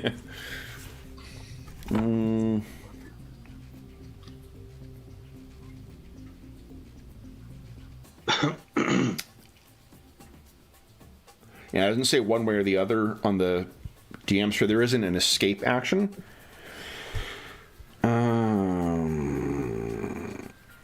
So I think that is correct. We'll look it up afterwards, but I think it's one of the things we have looked up before. Yeah. And it's sort of like, but that means you have a move action. So if you do want to move in, you could do that. Yeah, I still want to draw it. I give more room to my allies here in the doorway. So, Kev, I found is this an entangle? It is, yeah. Condition. Okay, so under entangle, it says an entangled creature can attempt this check as a move action. Oh, nice. Okay, so you're free. Yeah. Yeah. cool. I mean, I'm still going to use my action to move. So, Okay. get out there. Nick, you said you were going to be one round behind. Okay. Briz, you're up next. What are you doing? Okay, so kind of shake off the below. I'm gonna. How far? I'm gonna look for. You're within like 10 feet of this this thing. It's that thing. Yeah.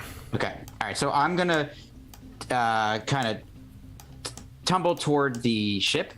How hard it is to of the hit. ship. Sneaking and bobbing and weaving. Look at that. All right, so I tumble, come up on like on one knee, Yep. and take a shot at it in the air. Okay. Once again with the static arc pistol. So give us a acrobatics check. There we go. DC 21. Nope. Not that So time. that's okay. Okay, but There we go. oh, Dinah. But that fucking 11. Yeah. I saw the damage. All right, so unfortunately, it goes wide, hits the wall. The electricity scours the thing, leaving a little like burn mark, and then electricity dissipates across the wall. Yeah. And it is this thing's turn. Did not enjoy that, so it's going to try shooting you twice now. Now you moved into melee, right? Me, yeah, I did. Yeah. There are 3 things that trigger attacks of opportunity in Starfinder. One of them is if you move away. One of them is if you try and cast spells, and one of them is if you use a range attack while you're adjacent to something else. So, Bone, go ahead and give us a attack of opportunity. Oh, haha! Pow. Take that, you silly robot. Go. Come on! Oh my goodness! Jeez. Roll 20. Okay, A deuce. That means I rolled for EAC. I rolled a 16 and a 15. The EA for EAC, both of those hit. Okay, KAC, no, but so yes. that's 2 and 3 points of non-lethal. Okay. Then Bone, what are you doing? All right. Now I'll try to swat this thing out of the sky. Okay. I will use a full attack. Okay. The second one hits. Oh, thank goodness. Okay. Wow, it staggers it back. You feel like that first one, you put everything into it. Nick Nax, what are you doing? She comes around the corner with a pistol in hand. Go. I'm on. She's not going to throw it this time. She's going to use it. Good Excellent. call. I was on the equipment page, though. I was like, yeah, Dave's learning. That shot also goes wild. You're just trying to be careful you didn't hit bone. Briz, what are you doing? So I see the like the hole it's put into my uniform, and I just look at it and stare it down, and I will try to maybe if there's part of the wing of the ship, something I can just like duck under and come back out of just to like. Yeah, this is the entrance area, so there's probably like you can maybe there's a like a one of those like sci-fi crates, a Star Trek crate. That you don't necessarily like. I need you moving from this side of the hangar over to that side of the hangar because. Yeah. So I think I'm gonna roll over it on my back. Yep. And go up the other side and works for me. Take a shot at it. Go ahead. Here we go. Let me try acrobatics here. Yes. Okay. That's gonna nice. work. Holy smokes! Great shot. So roll. that's gonna it'll be flat-footed for this. Oh! Nice. All right. So what does it look like? Go ahead and roll your only one. That's still Extra one, yeah. yeah. What does it look like as this thing is taken down? So I come up, and we then cut to inside the muzzle of the arc pistol, and we see the like crackling of the energy in slow motion, and then flies straight at it. And then we cut to where behind it as it's flying right at the creature, at the robot, and hits it straight in that central red, blue Love eye, it. and goes inside it, and the whole thing goes. And drops down limp. Oh, we got a dog Beauty. here too. Hi, Anna. All right. So with that thing down, it appears that you have no other obstructions to get yourself into the hangar. I just turned to my companions and go, I like this thing. It suits you. All right, guys. So with that, our timing is almost perfect here, guys. Why don't we take our mid-session break now, and then we'll come back and see what awaits you in the hangar. Is it the Terminus Wild, or are there other challenges that await? Probably the latter. Let's be honest with. All right, so we'll be back in about 5 minutes, folks.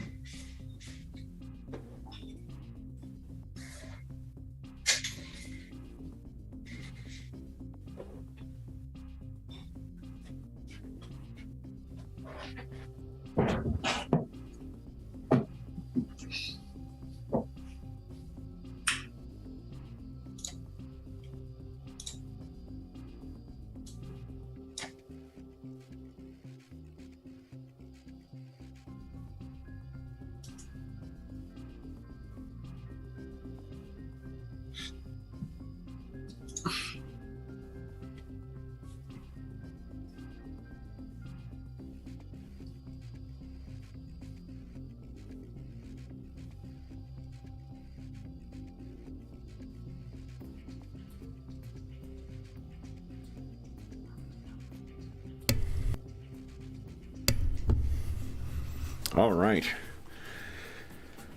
So, Jeff, you'll be pleased to know that thanks to you, we spent the break with me chasing around Anna, singing Queen to her. I love it. I let her out, and holy smokes. It was minus 14 this morning. It's 4 degrees outside right now. Is your neck feeling any better, Dave? Not. No, and my headache got worse, so I popped some Advil. Oh, did you? Yeah. Actually, I just grabbed. I've started keeping small Gatorades in the house just to keep electrolytes because that helps a little bit with the migraines as well. It's also an excuse to drink, salty sugar water. So, never a bad thing either. I got some new rings, and I'm playing around with trying to create a Maltese cross, the symbol of the Knight's hospitality. Yeah. In like black and silver, and trying to get the angles right is challenging when you're making chainmail. Mm-hmm. Well, it's a similar thing because of the interlocking nature, but my mom's a knitter, and imagine it's the same type of thing, right? Where you got to have patterns you follow, and hopefully you're not having to count, because that's the thing. She always have a little cheat sheet next to her to count stitches and shit like that. But. Yeah, kind of.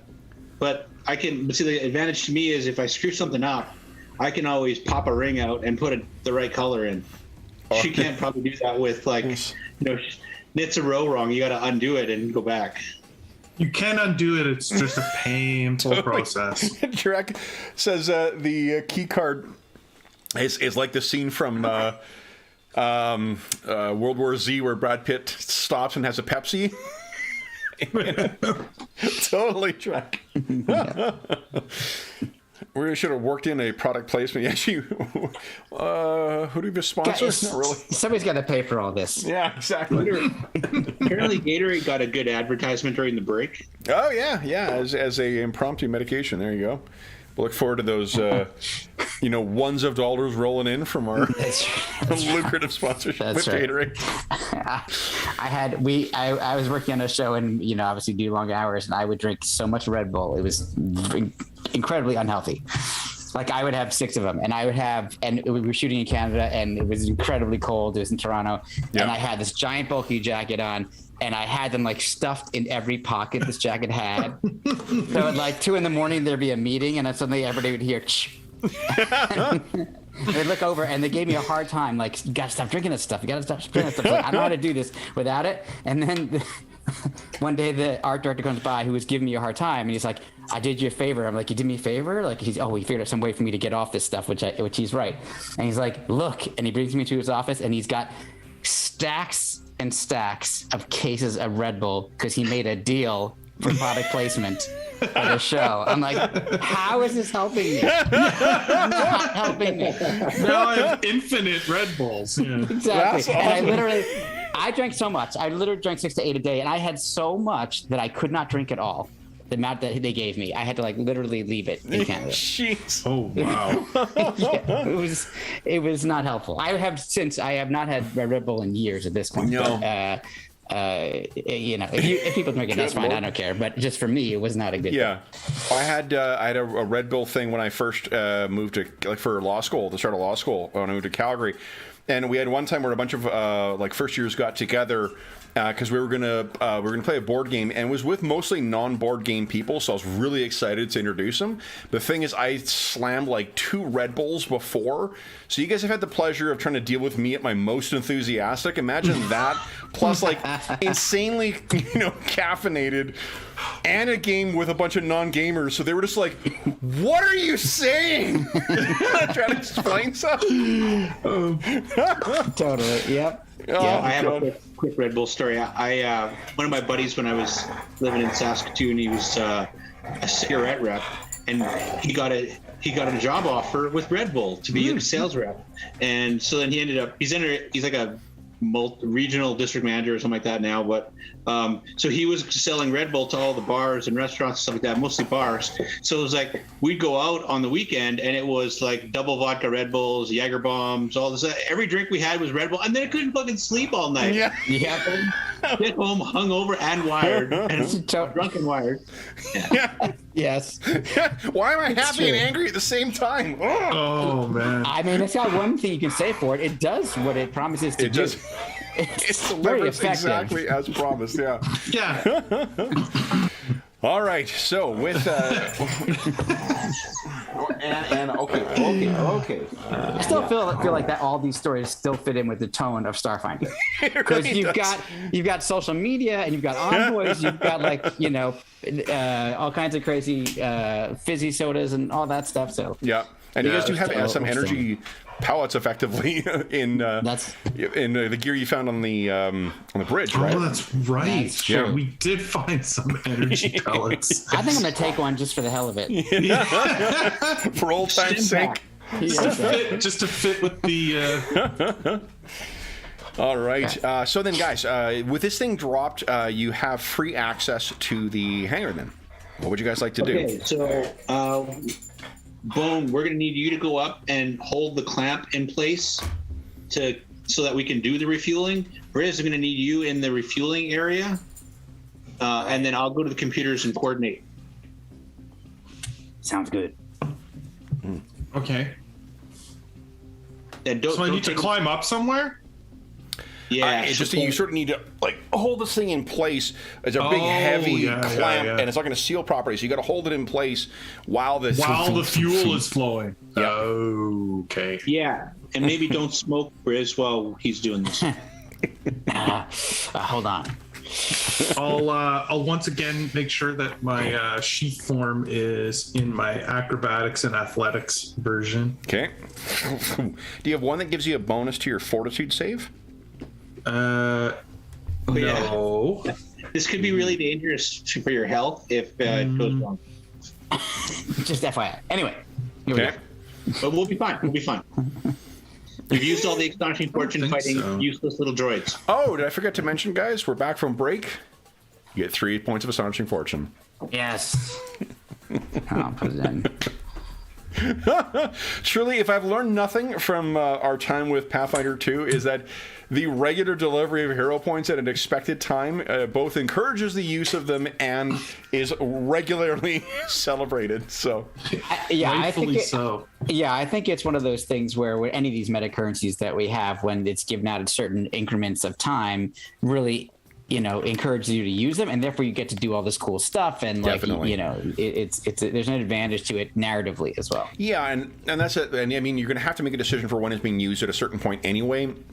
So, even if you've got a session where you're interspersing a lot of dice rolls that are some skills and some combat stuff, they're getting chewed up anyway because people want to get the successes and whatever. So, it's serving the purpose.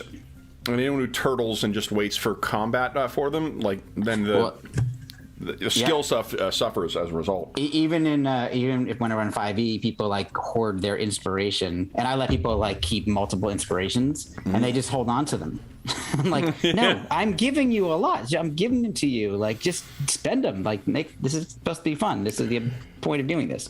One of the interesting everybody's things, I was reading Dangerous Journeys the last little bit because, and with the neat thing that they've got a narrative meta currency that we'll talk about it later, but there's other interesting things it does. But one of the cool things is you have your own one. It doesn't refresh as fast as what other ones do, but you can use your narrative meta currency on other characters, including other characters in your group and other characters in enemies and stuff like that. So if you want to if someone's blown through all of theirs, you have the choice of being no, take no damage, or take minimum damage or whatever. Yep, that's cool. It's a really neat, it refreshes slower, but you start with a bigger pool, and I like that you can use it for different people. Yep, same. Really good stuff. We've been doing that, in our Ash game. Yeah. which it made it really fun. Yeah, and very cooperative. Definitely. Yeah. Yeah, I 100% agree. All right. Plus, I get to beat the shit out of you guys. So. Well, that's the thing. It makes you feel less terrible. Well, no, it makes you enjoy it more. I mean, exactly.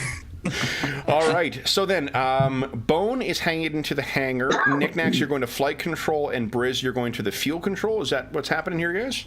that's my understanding. Is that right, Dave? Yep. Okay.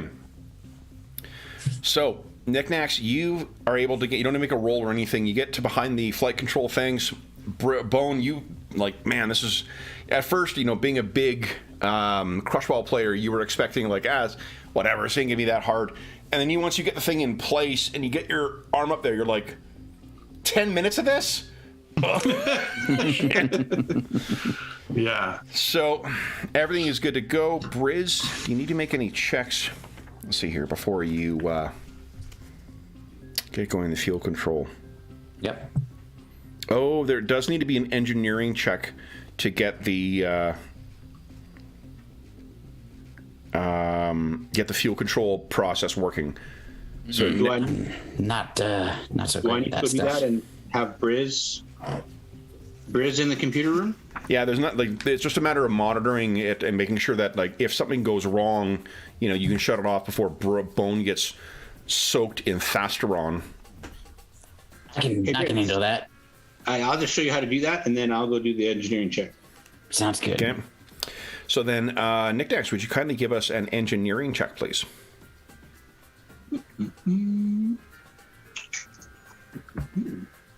Look at that. Easy. Nice. Easy. All right, so you get over there and you activate that pump. It takes about 5 minutes for it to warm up. And then finally, you can hear it starting to work. And Briz, you can see the little, iconography of showing it being transferred from the fuel tank into the Terminus Wild is activating. And then Bone, there's a slight hum, and it gets heavier as you start holding this thing in place.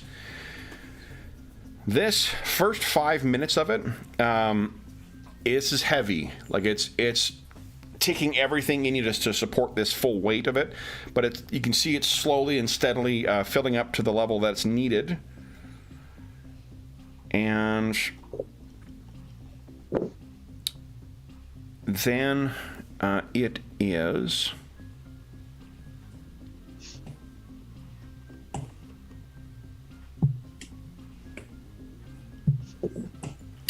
okay. Sorry, I was quickly reading something. Never good. Never good. Yeah. Each character levels to level 3. Oh, that would be. Yeah, we're pretty good. All right, so what happens is at near the end, you can finally see this thing filling up. Bone, like, you're going to be able to keep going because you are a tough guy, but, like, you're going to feel this through your shoulders and through your arms for at least an hour or so. Would you kindly give us a fortitude check? Yeah. All right, here we go. It's my good save, at least. Yeah. Yep. Oh, Nice. Oh, so, you know what? I mean, you've had worse training days in Crush Ball. So, you don't even think you're going to need to soak after this thing. So, yeah. I'm gonna pretend I do, though. Okay. I mean, looking at this ship, like, this thing's a luxury ship. Now, Bone, would you kindly give us a will save, please? What? That's my worst one. Oh, Okay. that's a heck of a roll. It's a heck of a roll. Okay. Because that's no bonus. You can feel something just... I can't remember. I don't think any of the flying swarm tried to affect your mind. Is that right? Or were you... I don't think they did. No, they you were have... really after the priest and Dr. Jill, I think. So there's every something time. that just feels like a slow, cool thing, like unsettlingly and slimily like wrapping its way around the back of your mind, and then it runs down your back. Would you give us one more will save, please? Can I scream? Yes, you can. Okay, I scream. What's going on? Oh, that one's terrible. Okay. Yeah. What Yeah, you can see, there is kind of flashes of images around you. I'm like, what the fuck is out here? Something is out here. And what it looks like... You know, I really need to make sure I've loaded all of them into Roll20. I haven't loaded them as images yet. Maybe I could do that next time. I mean, it's been 3 years, so probably I'm not going to learn now, but...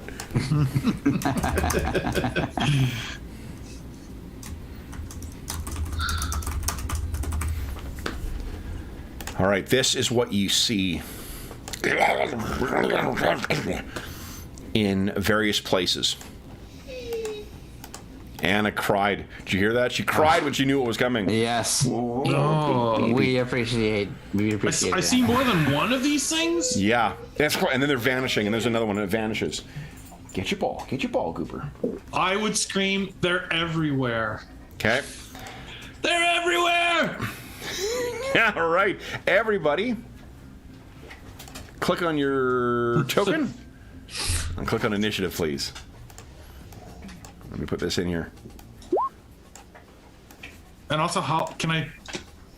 Oh, I guess I'll do that on my turn. What's that? I just want to see how longer I need to hold this thing. You are completed now. Like you've let go of it. Everyone's finished up whatever tasks they were doing with it. Oh, okay. Yeah. This thing is about 50 feet away from you, or at least the images seem to be about 50 feet away. Add a turn, roll initiative. Nat 20 on initiative. Wow. Okay. See, This Starfinder thing's dice, coming in man. hot. Okay. Come here. For my next character. Yeah. All right, so first up is this thing. First thing it's going to do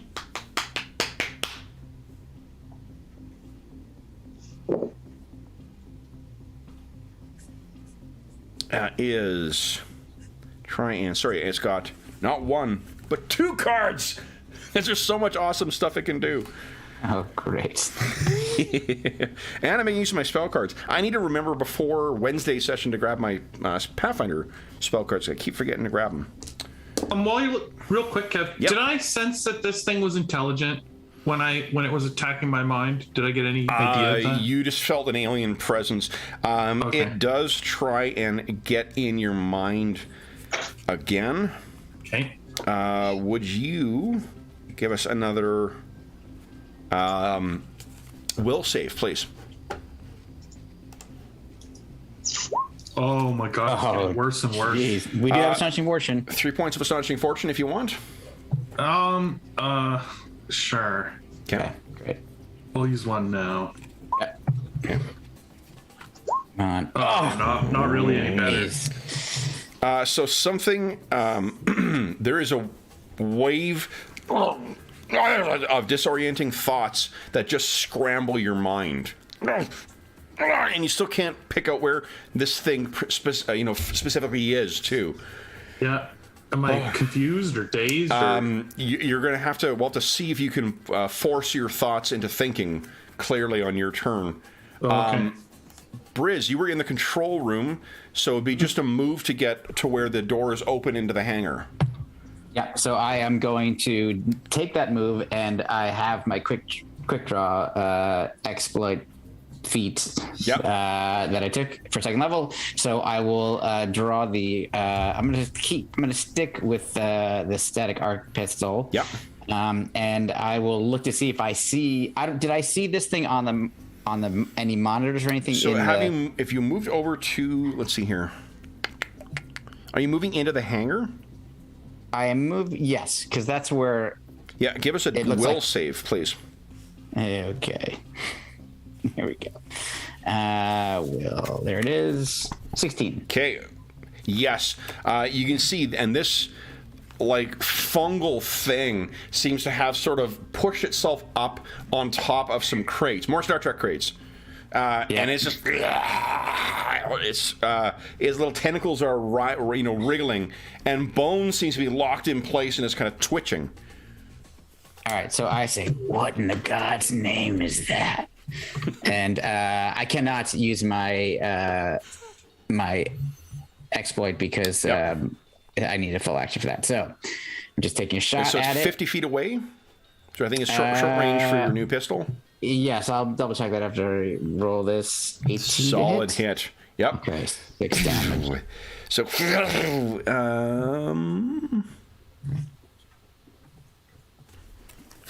the one thing that I wish they didn't do is consolidate qualities. You have sufficient room on there. I get that it saves time and space to put down that it has a blank immunities, but it takes like fucking half as much again to put down what its specific immunities are. Drives me nuts. They do that in PF2. They don't do in this though. They did a lot of improvements in PF2 that I wish they would then now do to Starfinder. Yep. Like that. So just to, I double checked, it is the exactly 50-foot range. Perfect. Okay, so that is a hit.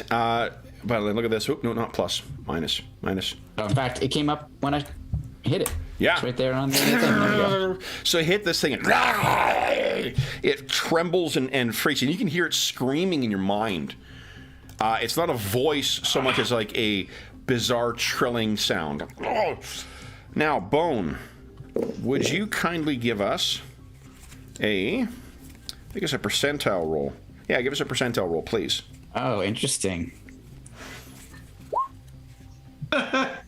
Well, so fortunately, through this haze, Bone, you're able to act normally. There's a split when you're able to take, jump in and do something. You're able to act normally through the fugue. So what are you doing? I imagine that this is like, the athlete training, right? Like his body knows how to react almost even if his mind is struggling. And I think that what he would do is he would just charge. I mean, I don't know where it is. I would either be charging at the last one I saw, or if I can see one now, I would charge. What you can give us another will save? Yep. See if you can break through this static or psychic static. No, where the fuck is it? Wow, look at all the 4s I rolled. Jeez. Good lord. Okay, so if I can't see it then... well, you can see it now. It just means that you will take -2 to your attack rolls. Oh, okay. Okay, so this thing is throwing you off. You can see generally where it is. It'll take... what's your move? Where's move on the sheet? I think it's like 25, isn't it? And almost everything 25? I think almost everything is 30. I think it's 30, but it's on the top, Jeff, under your character, under your class and level, right in the middle, speed. Oh, yeah, 30. Okay, so you would actually need to either charge to get in and do this, or you just have to spend your 2 actions moving and then attack next turn. I mean, I think his reaction would be to charge. Okay. So a charge... Whatever the penalty is, I'll take it, because, I mean, that's just like... He's basically running on instinct at this point, like... Yeah. Mm-hmm.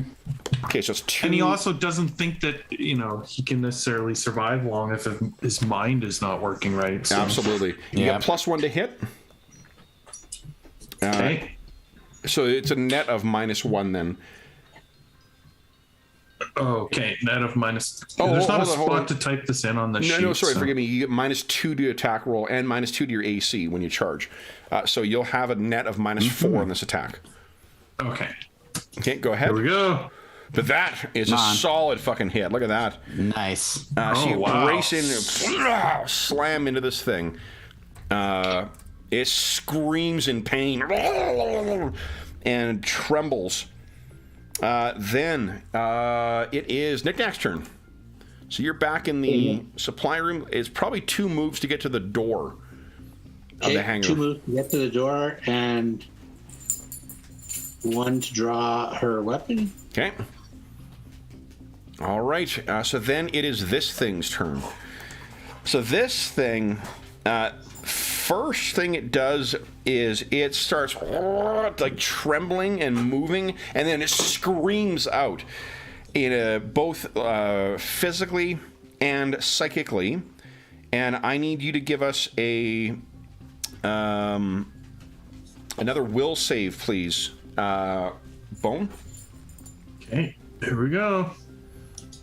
Oh, and you can also see. My word. Oh.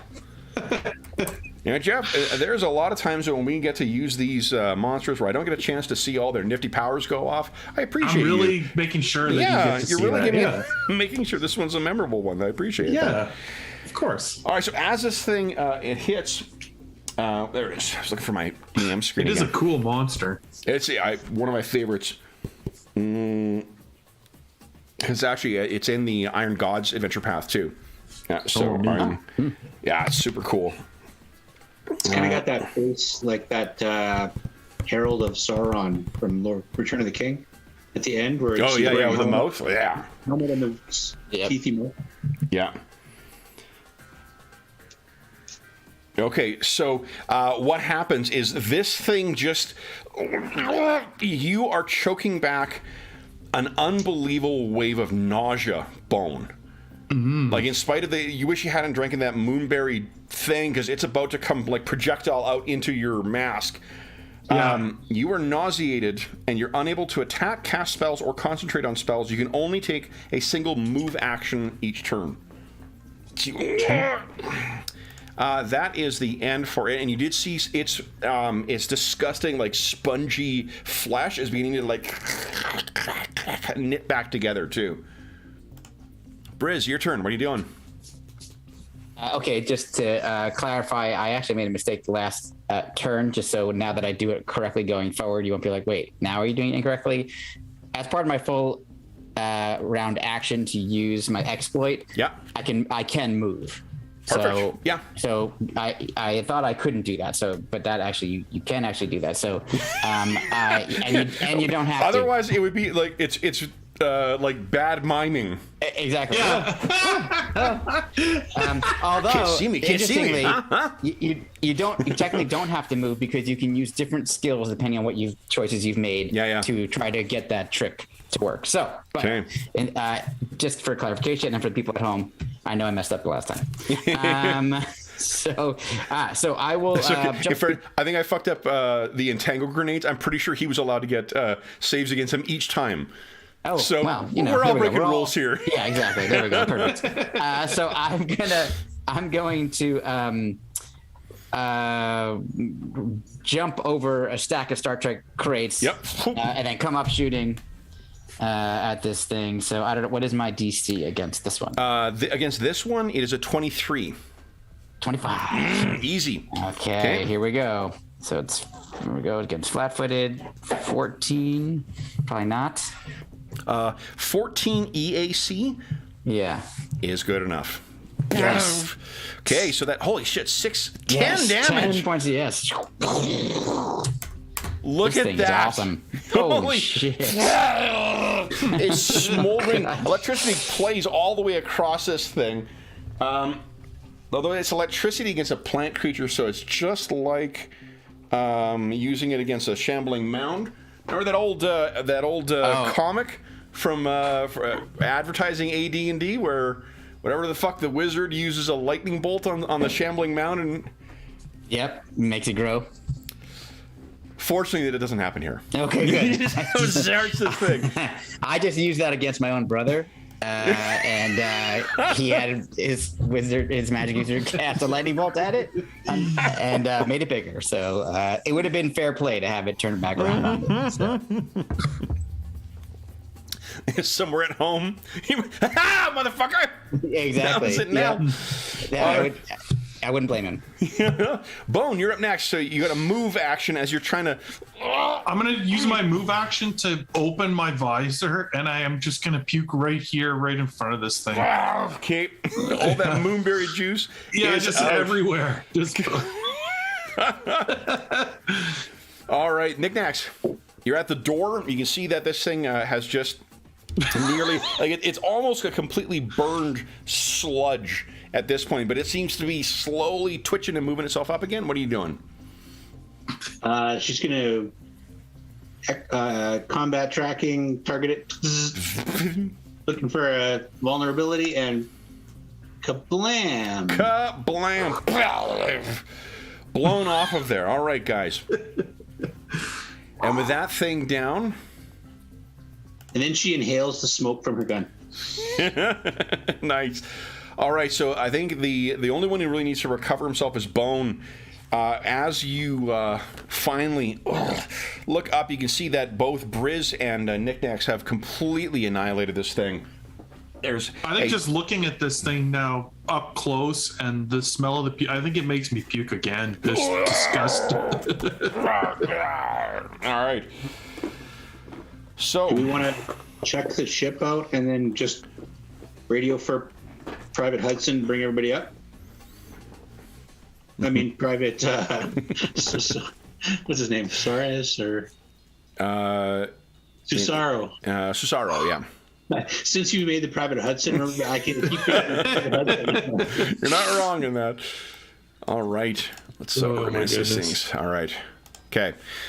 So then, yeah, you can easily take a look inside the.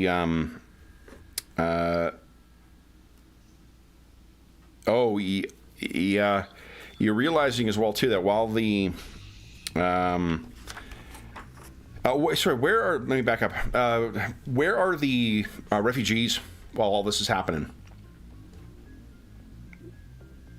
Singing Kumbaya in this corner. Okay. There's that corridor there. There's the break room over here if you want to have a place where they can sit. Oh, Yeah, we could have moved them somewhere to the break room now that we had power. The break room would have been better because we were here and here and here. So this would have been, Okay.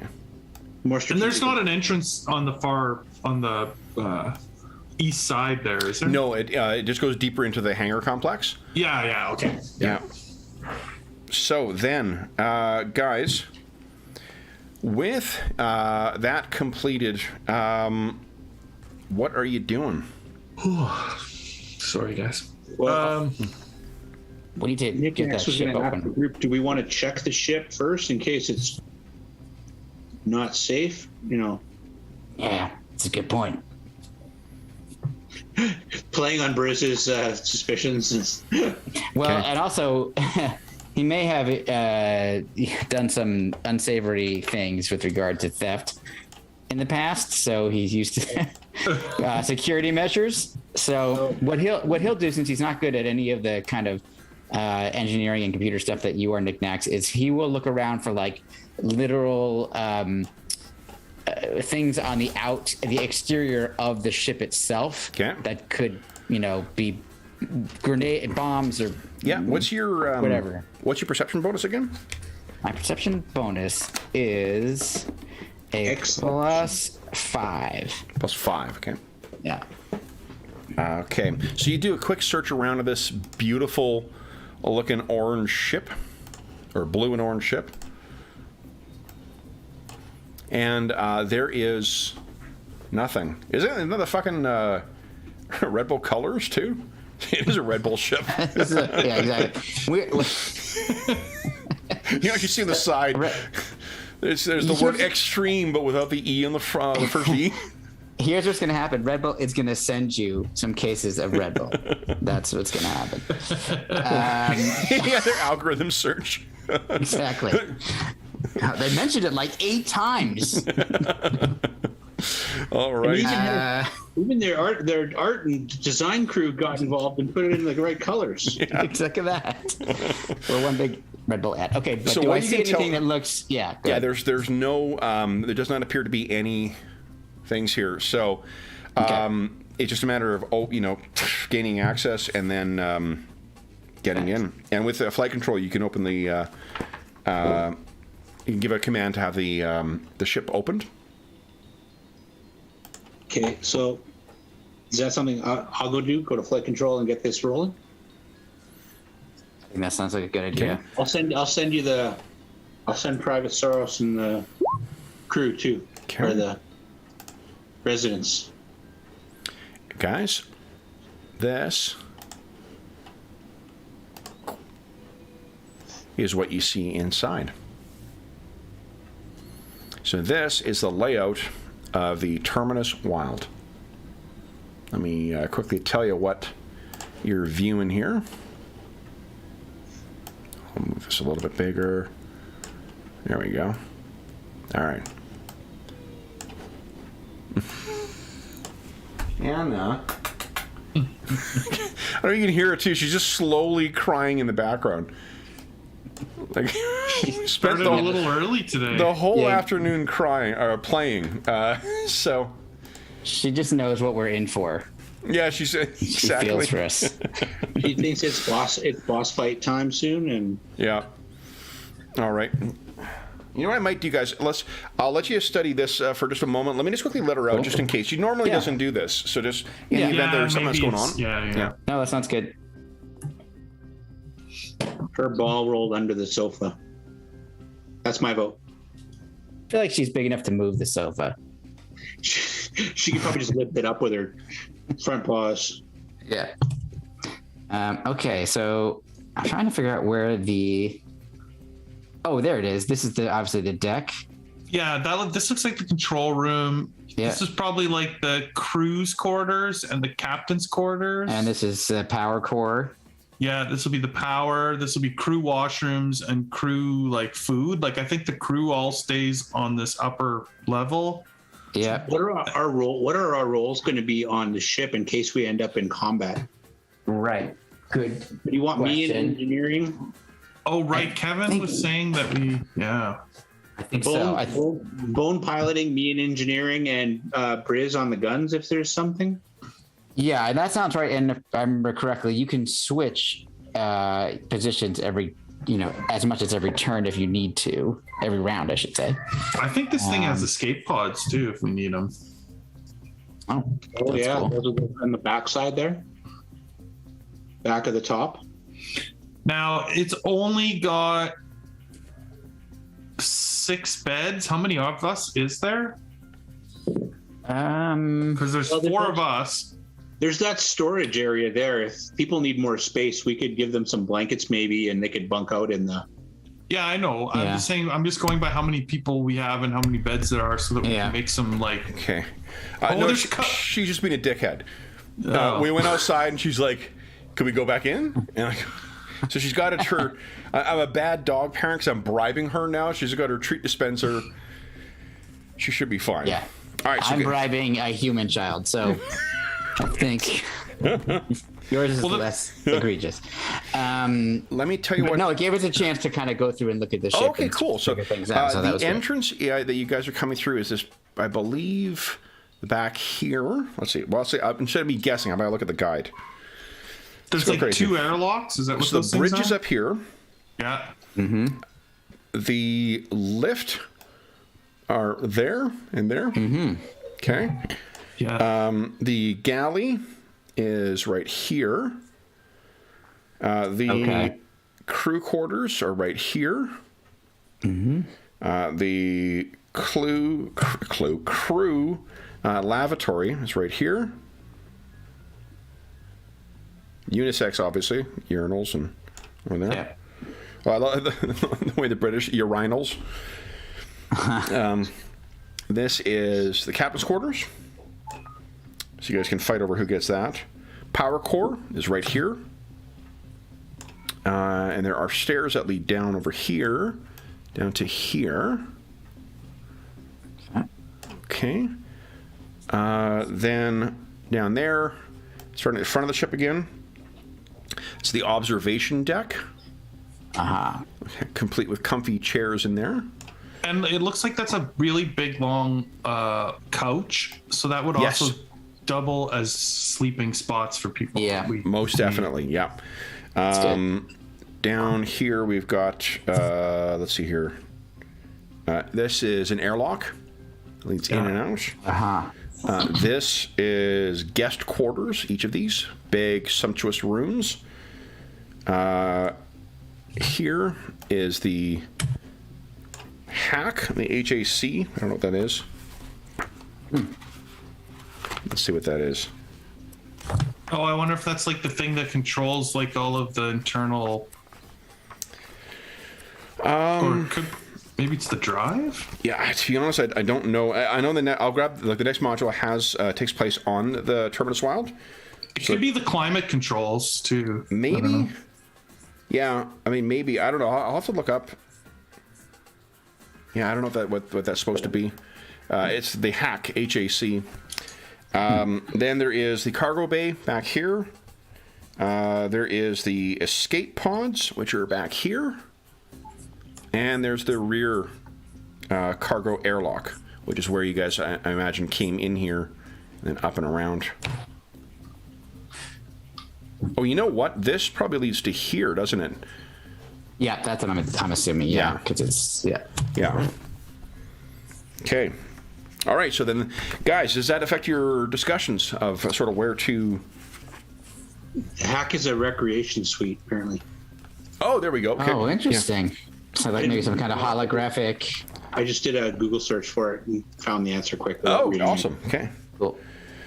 So it's at that point, guys, where maybe you're back in the cargo talking about where to go, where you can hear from over well, I mean, you can probably hear it with the thing open. Sirens begin to go again. Wow, wow, wow, wow, wow, wow, wow, wow.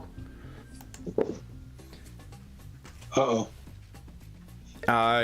You can see, unfortunately, all the cameras are shut down, so you have no idea what's going on. Santos says, let's hear, where's he? Private. Susaro, not Santos. Susaro says, sirs, I think there's something coming down here. What do we do? Bring everybody to the ship now. Okay. So you start moving everyone to the ship. Where are you guys going? I'm going to the computer room to get this thing. Okay. So you race over the computer. You're racing back. Everyone's sort of moving up to get towards the ship. You can hear... Briz and Bone, what are you guys doing? I think we should go to the command deck, right, Jeff? Yeah, I think so. That's what I was going to say. Figure out how to pilot this thing. Okay. Yeah. So you guys make your way up there, leaving Briz behind. You hear smashes from elsewhere in the complex, knickknacks. You hit the necessary controls to get things started when you hear something spew up against the window, and in that barrier looking out into the hangar, you see some things spill out into there. Uh-oh. Well, I thought I had to go to the computer to open the ship, but you have to go to the computer to the flight control in order to open the hangar, because you need to actually get out, right? Oh, First thing,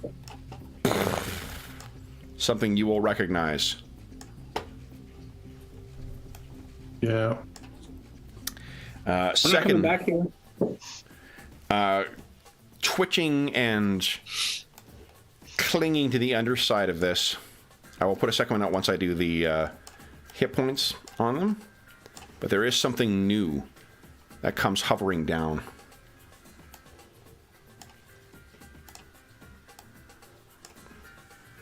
Something out of a nightmare. It lands down. Now, let me add the hit points for these. So I have these tokens ready to go. And then, guys, we're going to click on your... I can let you do that while we're waiting. Go ahead and click on your tokens and click on initiative. Oh, my gosh. All right. That thing stands about 7 feet tall. Now, do I have all the correct numbers here? And I think we can swap over to something a little more full-on fighty fight. Okay. Okay, 2 of those. We go. And I think with you guys on the command deck, you can see that this has happened. These ones are clinging to this larger one, so I'll just put them on the side here.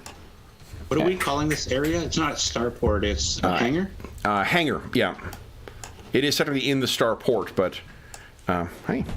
Hangar 7, right? Yep. Not 18. Because then you would know too much. Let's see here.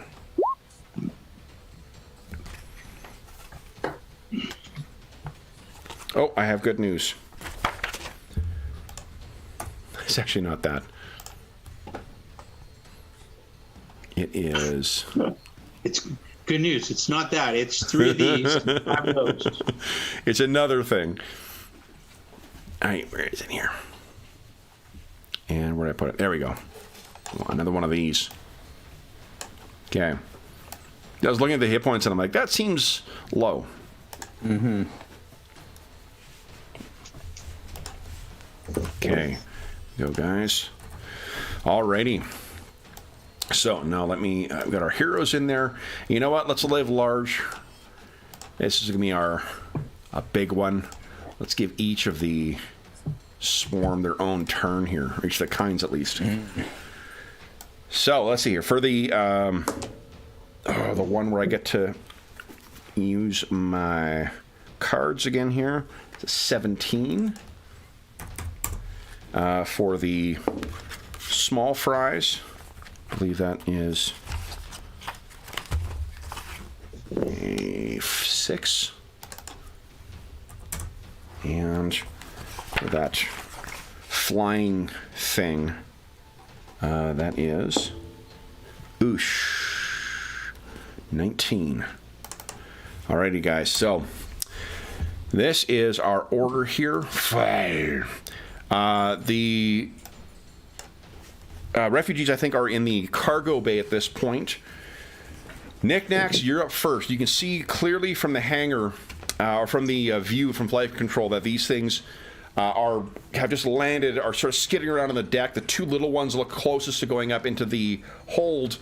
The one with the big wings is hovering there, and that other one with that bizarre graft on its arm, you can see it's just like in the illustration, there's goop dripping down, and as it hits the hangar deck, it's sizzling like acid. Knickknacks, what are you doing? If only we could summon some bots to help fight these things. That would have been pretty great, and there are rules for it.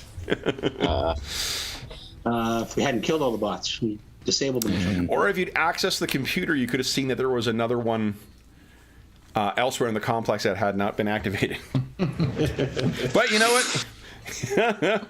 Oh, well. What's that? Oh, well. If ifs and buts were candy and nuts, I don't know the rest of that saying. Yeah. Christmas for us all there. So we still need the door open. So I need to access the computer and get the hangar door open so that we can fly the ship out. Yep. So why don't you give us a computers check, please?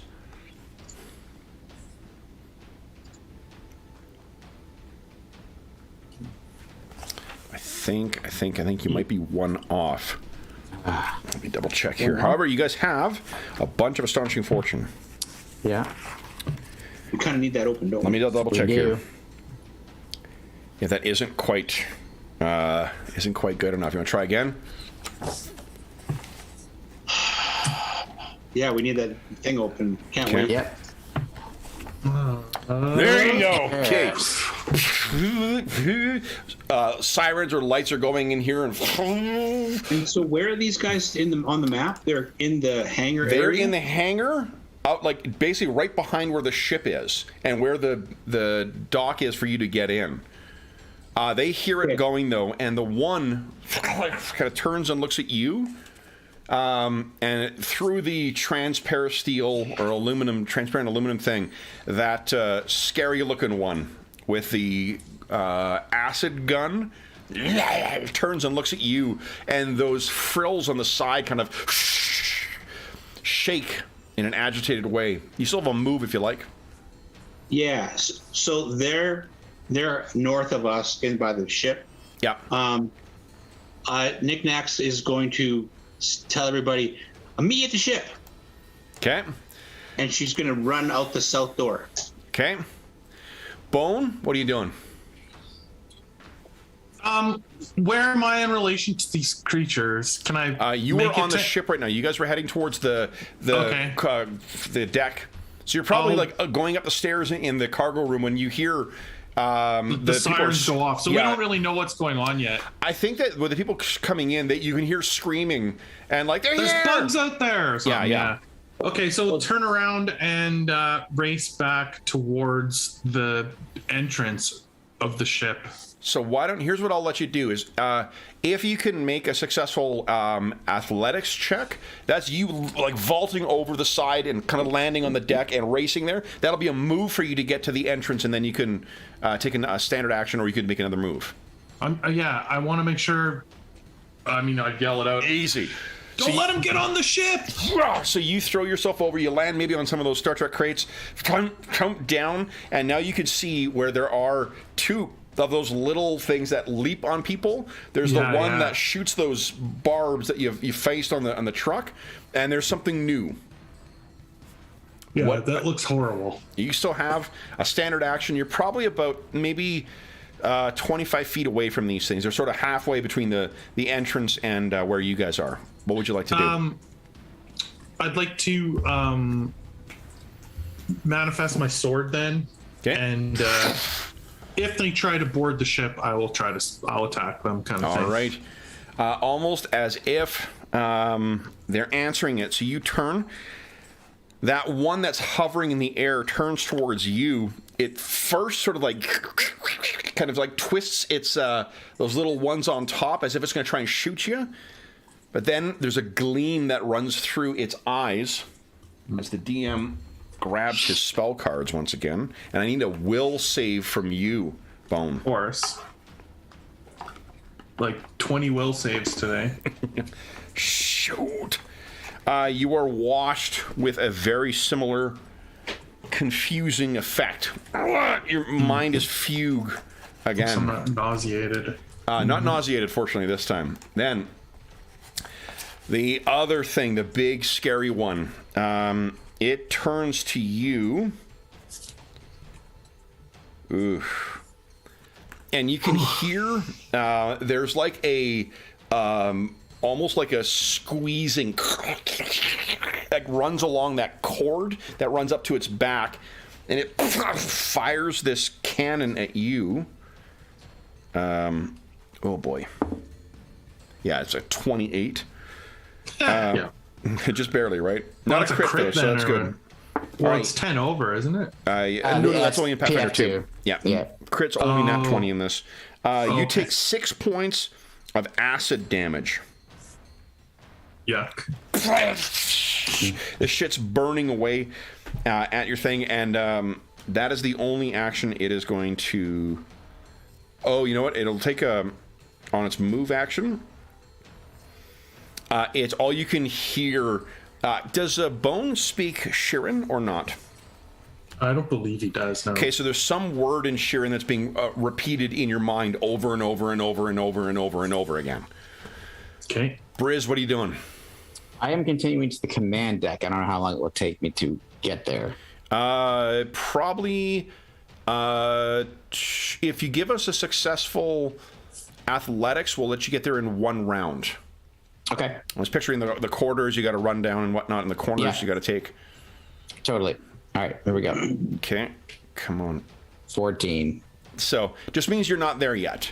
Yeah. So I'm gonna hit, and, you know. Charging up there, and I have Yeah. a plan, and I say into my comm, I'm going for the big guns. Okay, you go racing over, and you as you're taking a corner, you sort of slide and like, oh god damn it! You spare a look back. Piece of underwear. Can't tell if it's men's or women's. It's very fancy in any event. Clearly, this place had certain uses for certain people. I could have made it, but I stop instead to ponder what happened here. All right, then it is the smaller critters. So these things sort of, you know, like excitedly. One of them goes racing off, skittering towards the door in the direction that Knickknacks went. The other one goes pell-mell towards Bone. Now, Bone, you're not suffering any kind of penalty to your AC yet. This thing No, not yet. leaps up. Nat 1. This thing leaps up. Let me give you a turnabout's fair play here. kinetic. -2 to intelligence, wisdom, and charisma checks. So this thing leaps up, and you sort of, at the last second, move out of the way, and it just rings its like maw, its head, squarely on one of the struts that supports the landing platform, and it hits the ground and kind of like stunned dog style, kind of like. Then it is Knickknack's turn. What are you doing? Knickknacks is doing what I DM'd you. She goes to that room and goes to set up. So yeah. Okay. She has both items. Yeah, and let's see here. Engineering. And she's like, over the comm, she's like, "We're gonna want to get out of here like really fast as soon as that hangar door opens." Okay.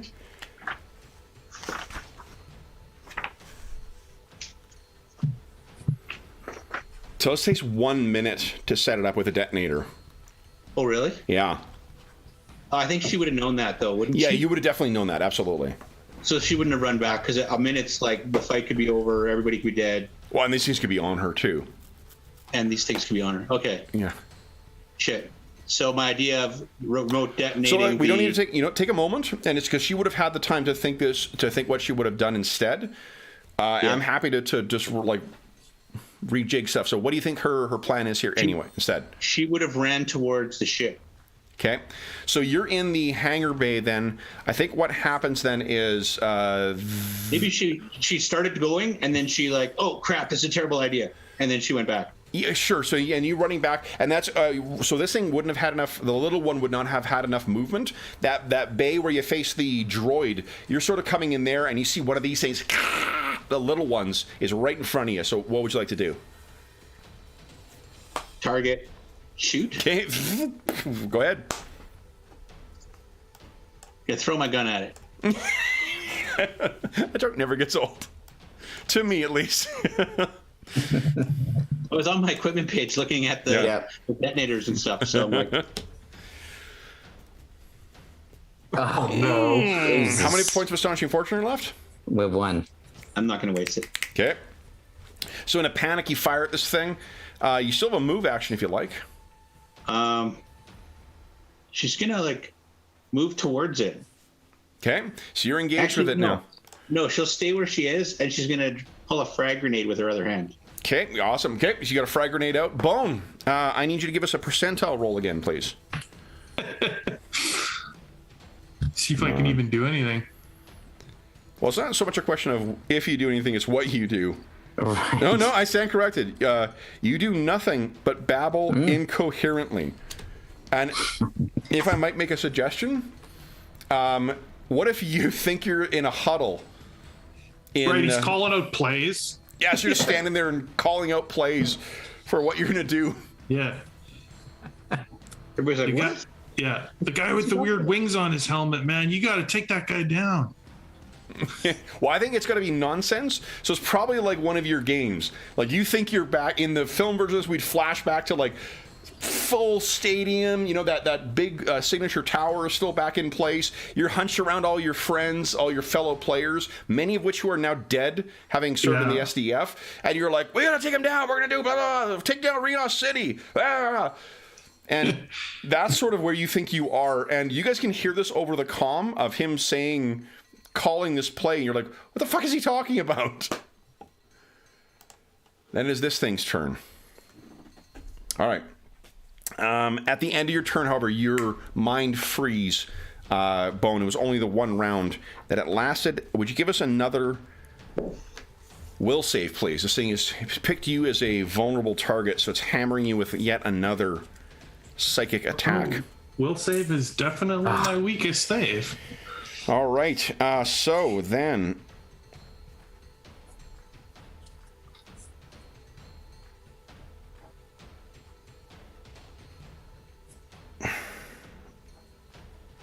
Oh, sorry. The way the spell is written is very confused. So you are frightened. I think what you see in that vision that you had you now see your friends and allies being taken down by these swarm things, torn apart, and it's flashing back and forth between where you find yourself in the hangar and your former place. The running back is just, you see a spike go through his chest and then expands out because it's a claw, and then you're back in the hangar, and then you see one of the defensive linemen, there's a scything claw that takes half of his head off. So you are gripped with fear, and I believe you have to run. Yes. Yeah. You must flee. Flee if you can, fight if you can't. Yeah, and -2 on ability checks, attack roll, save throws, and skill checks. Okay. Then it is the big un's turn. It only can see you, so I think it's just going to fire at you again. Actually, and I'll do 2 attacks. So I got +8. Nat 1 and a 2. So for whatever reason, you're just ducking away. Pow, pow. 2 more of these globs of acid come at you, and the upside to this fear effect is that you are definitely, your survival instincts are kicking into top gear, and they land on the deck and begin sizzling away on the steel. Briz, what are you doing? Okay, so I'm now going to take this turn to get to the command deck. Yep. And then depending on how much time I have remaining, I want to basically look for a spot where I can operate the gunnery on the ship. I don't think that the unfortunately, it's not like a Millennium Falcon type thing. All the weaponry that's on here is designed to be used against other ships. So my plan was more of a feint. It was to basically, I wanted to try to find if there was a turret weapon to point it at them and power it up, or not actually shoot it. Yeah. So there's a forward-facing gyro laser. There is a turret. And there is, and then the rear-facing thing are plasma torpedoes. The thing is with the turret is I just don't think you can get, because picture where these things are right now, right? Like they're right behind where the cargo bay doors are. Yeah. So if the turret's on the bottom, you can't get an angle. Yeah, you can't get an angle. And if they're on top, it's just they're right near the ship, so they're so close. They're so small. So again, sorry if I mean. No, that he doesn't. He's trying to figure out what to do. So he doesn't know much about the ship. This is not his area. So of why don't we say this expertise. instead? Like when you get to halfway through, you hammer. You look at the underwear and you look up and you see that there is a panel on there, and you're like, hammer the thing. Computer, display defenses, and it shows you those things in a sort of a side display, and you're like, for fuck. Yeah. So okay. What I will do is I don't think I have any time left, but I'll do it on my next turn, which is to figure out how to power up the ship. So you can turn in and race up to you're on the deck right now, on the on the deck or the bridge. Okay. You know what would have been smart on my part? Reading the Starship operations manual before we did that. Okay. So then it is the small thing's turn. All right. So we got one next to Knickknacks. This thing is going to try and leap on you. 19. So this thing leaps up and it is on you now. I'll put it to the back so it's not overlapping with you. And then Bone, before you get a chance to run, a 3 is not good enough. You also duck out of the way of this thing. It leaps up and tries to get you. Knickknacks, what are you doing? Can I run with it on me? Or do I have to? No, you're immobilized as long as it's on you. It's a strength check to try and throw this thing off of you. So it's like a 50. Yeah, and it's a move action to do that. And the DC is an 11. I got mine now, Kev. We're okay. We're good. Okay, we're good. Nice. I know we can depend on you. I need an excuse to read all these things. I do, actually, in this weekend, I think if I can pull myself away from Mythos and Dangerous Journeys, I'll read that stuff. Okay, so give us a strength check there. They're really hard to hit when they're attached, correct? They're very hard to hit when they're attached, yeah. Okay, so I'll try and throw it off. Strength check. Come on. You can try again. Because that's only a move action to try and throw it off.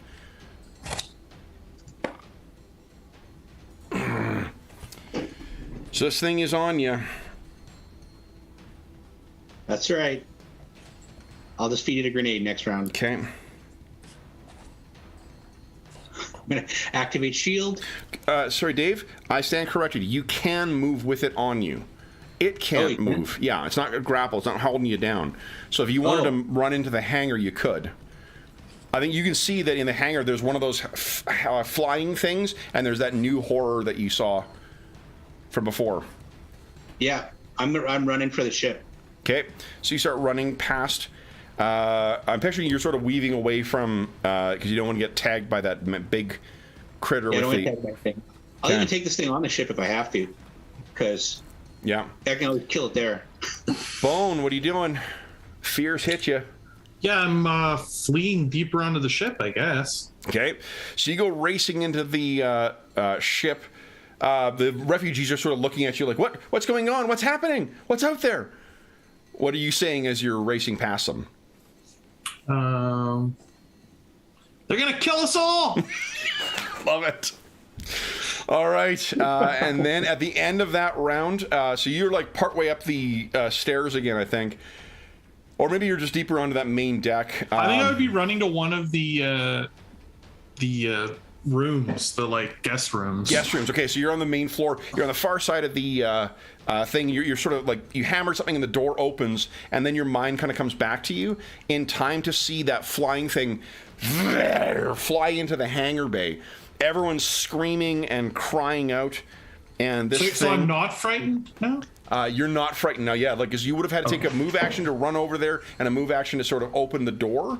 And that's sort of when you catch yourself in time to look back, and this flying one has flown in, and it fires a shot and narrowly misses one of the kids. Flank on the ground. You can see it splinters, and that vicious venom is still within. That's it. It's fighting kids. That's it. It's on. Okay. Yeah. The other one, it will start moving up the deck. So the big thing, the big scary thing, comes stomping up the deck, and it turns to you, Knickknacks. It sees, does not care what's on you, and it's going to fire once. Once again, a 5. That's a 17, though. The creature that it's shooting, let it hit its friend. Exactly. 17, does that hit you? Yeah. Yeah, okay. You take, oh boy, 6 points of acid damage. And unless this thing is immune to acid, which is possible, it's going to be taking that too. It is immune to acid, so this thing washes over this bug, and it continues to hang on you. But it's positioned itself up on the kind of the gangplank. Briz, what are you doing? I would like to try to power the ship up. Okay. Let's see here. It says...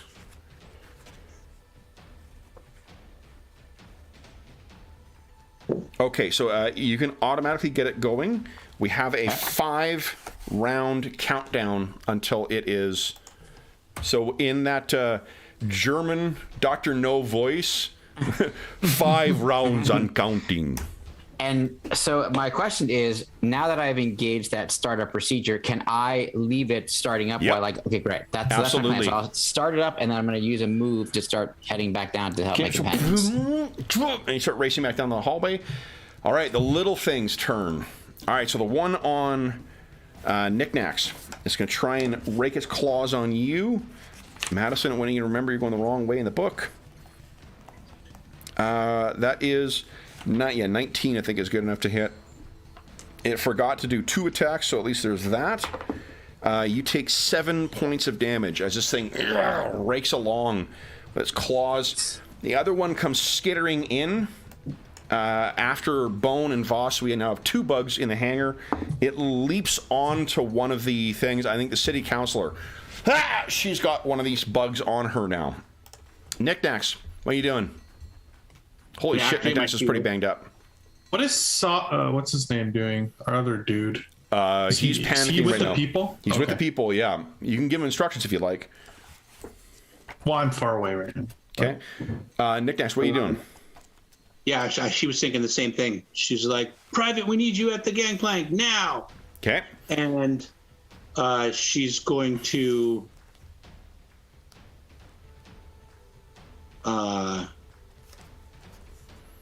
try and shake that thing off. Okay. So how far is she from the getting onto the ship? One action, like one move to get on the ship. It's just that you'll have to be moving past where this thing is positioned itself, the big one. Okay, can she throw a grenade and then run? Yeah, there's nothing that's stopping you from throwing a grenade right now if you like. Except if she throws a grenade at the gangplank, she knows she could damage the ship. Yeah. Yeah. I mean, Okay, it's okay. unlikely. Even a grenade is very unlikely to cause any substantial damage. This shit's like designed to suck up gamma rays and part like meteorites and stuff like that. So she's not thinking this is going to do a lot of damage, but she's going to like toss the grenade at the big thing on the gangplank and then run at it. Okay, it'll detonate before you get there. So yeah, go ahead. All right, let's not throw the equipment. Let's use the actual frag grenade. There we go. Okay, that is well, you're throwing it at the feet, right? Not at him directly. Okay, so then he does get a save against it. 8 plus reflex is 15. I think that is good enough. So he does take damage. Just not a huge amount. There's little bits of acid that hits the ground, sizzles from its interior. Then you're moving up. Yeah, then she's going to run by. Okay, so if you're running...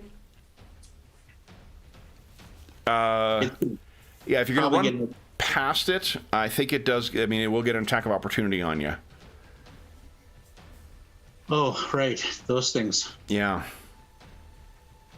There's no way to get by it. I got to get on the ship. You could spend your move action trying to throw this thing off of you so at least it can't scratch you next turn. Your chances aren't great, I guess, but... Yeah. That thing looks like it hits a lot harder than this little critter that's on you. Yeah. Yes! Ah, get up! What does she say as she throws this thing off? Dr. Zill said, go home. Bone, you're fully recovered from those 2 rounds of psychic whammies that you got. What are you doing? You've had those horrific visions of your former friends. You've been driven to flee. The refugees are screaming. It seems like your fear has infected them as well. What are you doing?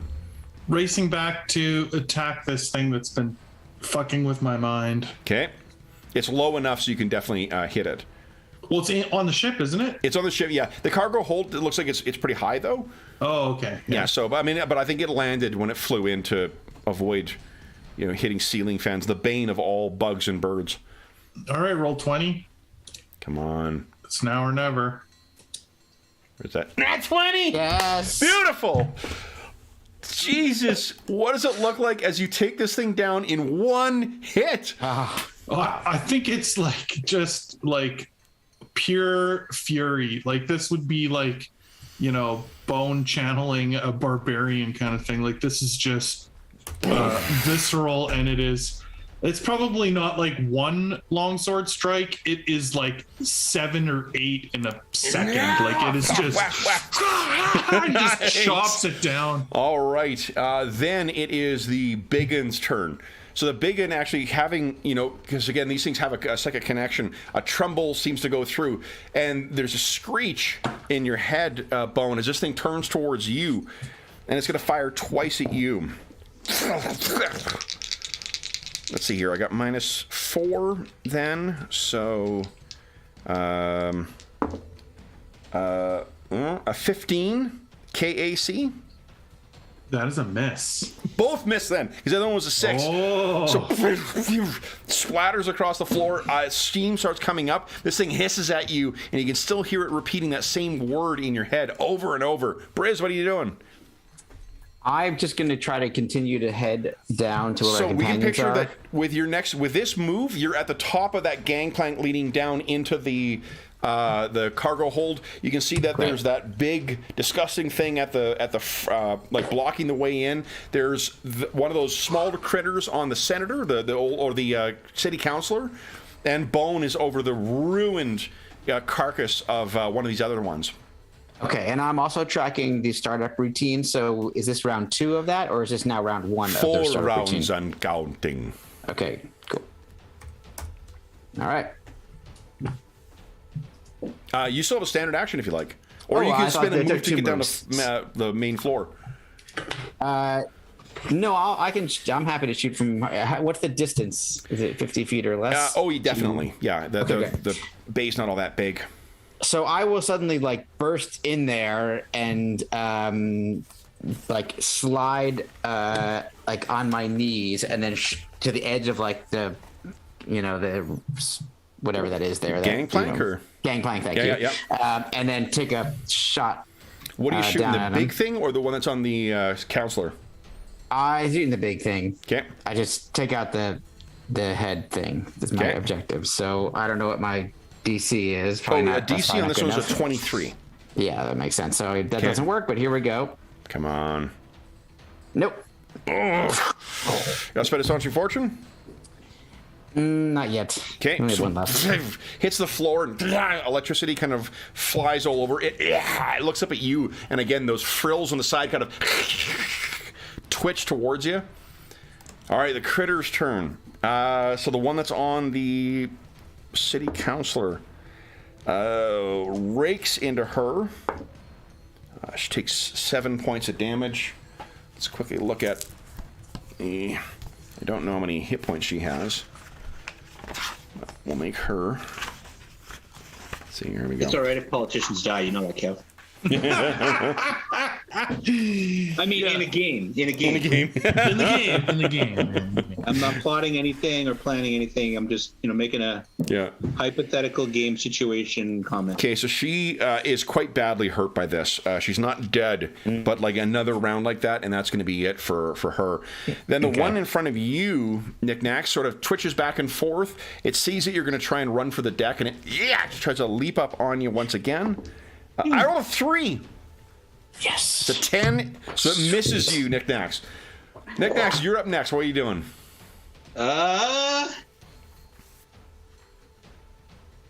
Is there a way to move and dodge? You can't. Remember, there's that full defense thing you could do. But that's a full round action, right? And I think you can use acrobatics to try and get through as well. I know you're... so acrobatic. Yeah, your acrobatics isn't great. How big is the gang? How big is the gangplank? It's just one person. I think it's 10 feet. It's about 10 feet across, but it's the fact that this thing's sort of standing in the middle. What if I tried to come at it from a different angle and try to jump up on a spot where past it? Well, and that's I think what you're describing is just a narrative way of explaining the acrobatics check, the tumble. I was hoping more for athletics, but. No, it's athletics is just muscling through. That doesn't help you in this situation. What it would be is so you can judge it. The DC would be 3 plus 4, be a 19. She has a 10% chance of making it. Okay. I mean, it doesn't automatically hit you though. It does still need to actually make an attack roll. Yeah. What are you thinking? No, I'm just gonna. I got my shield up. I'm gonna shoot at this one that just attacked me. Oh, so do you want to do a guarded step away from it first, so it doesn't get a guarded step or a stride or a... guarded step is the one that gives you 5 feet. Stride is in the PF2. Okay. So guarded step is enough to get some distance. Go ahead, make your attack roll on this thing. Again, it is much easier to hit when it is stationary. No, that actually. Hold on. It's a very low level creature. I know, but the 2 damage is what it. Oh, if it hits it, it's not going to so do much. it is a hit. This thing hisses at you.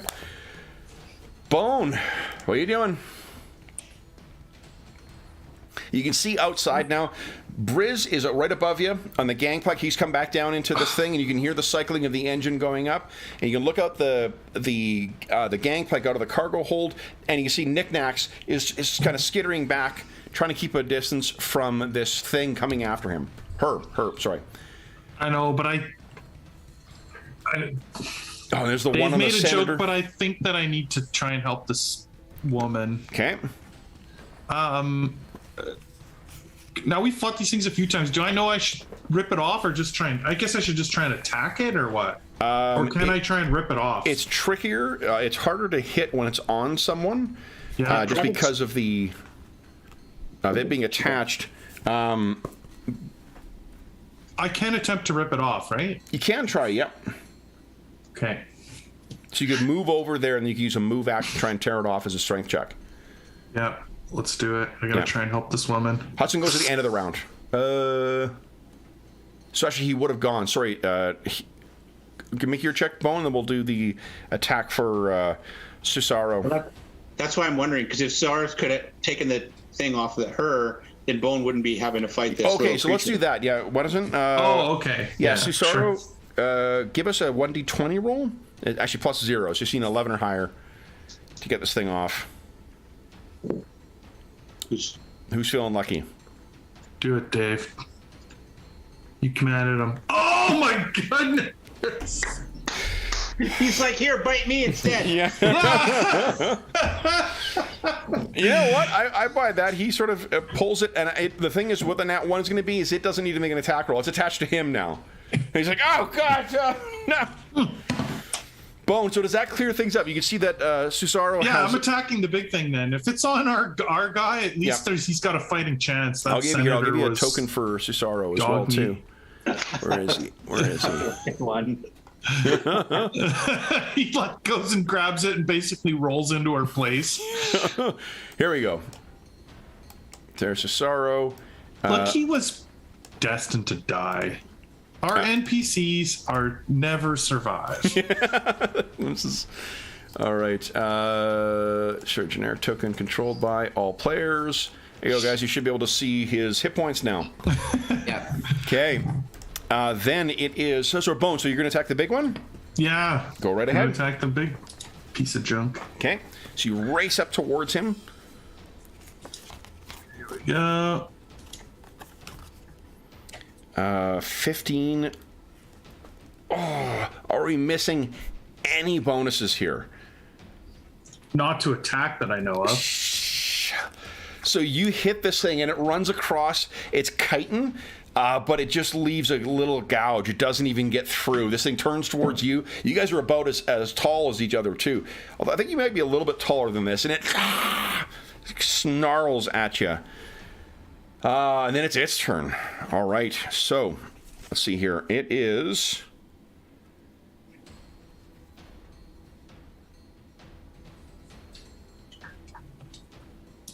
That's a voice you've been hearing in your mind. It suddenly reaches a screaming pitch. And I need you to give us a will save, please. Oh, man.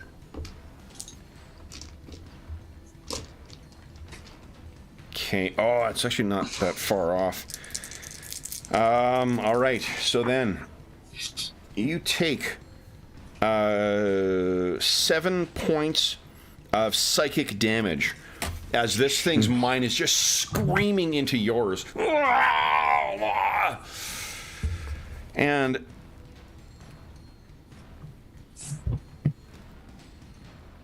that is its own... That's his only action. Oh, it'll take a guarded step away from you, actually, because it wants to shoot you with a cannon next time. So it's a little further back on the gangplank. Means that the difficulty to get past Knickknacks actually might be a little bit lower now. Briz, Okay. what are you doing? I am running along the gangplank. Yep. And along the way, I'm taking a pot shot at that giant thing that's attacking my companion. Go right ahead. Let's see. I need a 23 here. Let's see if I can do it. Nat 20! Yes. Beautiful. I'll give you a Alright. +1 to hit. Oh, sweet. Here we go. Come on. 15 against flat-footed. 13 against flat-footed? 15. 15 against flat-footed. That is good enough. So go ahead and roll your extra damage as well. Alrighty, here we go. Come on, 4. Another 3, so 6. It hits this thing. It actually splits open some of its chitin, and the electricity rolls across. It again looks up at you, as if to say, like, "Oh, you're next." Then it is the critters. So the first one on Private actually misses with his first attack, hits with the second one. So he takes, if someone could take off 8 points of damage from him. I got it. And the one with you, Knickknacks. Gonna have to attack again. So here we go. Oh, it's not letting me change this. I don't know why. Somebody else wants to try. Hold up. Let's see here. Do I have everyone? All players. Oh, no, yeah, we can't type in there. Oh, you know what? Here we go. Why does it allow you to have control over it but not edit? Now you guys can edit it. There we go. Okay, got Here it. we go. Thank you.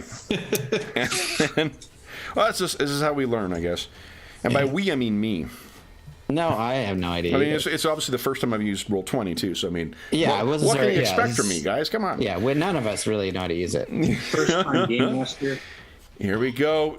Knickknacks. This thing skitters, leaps up.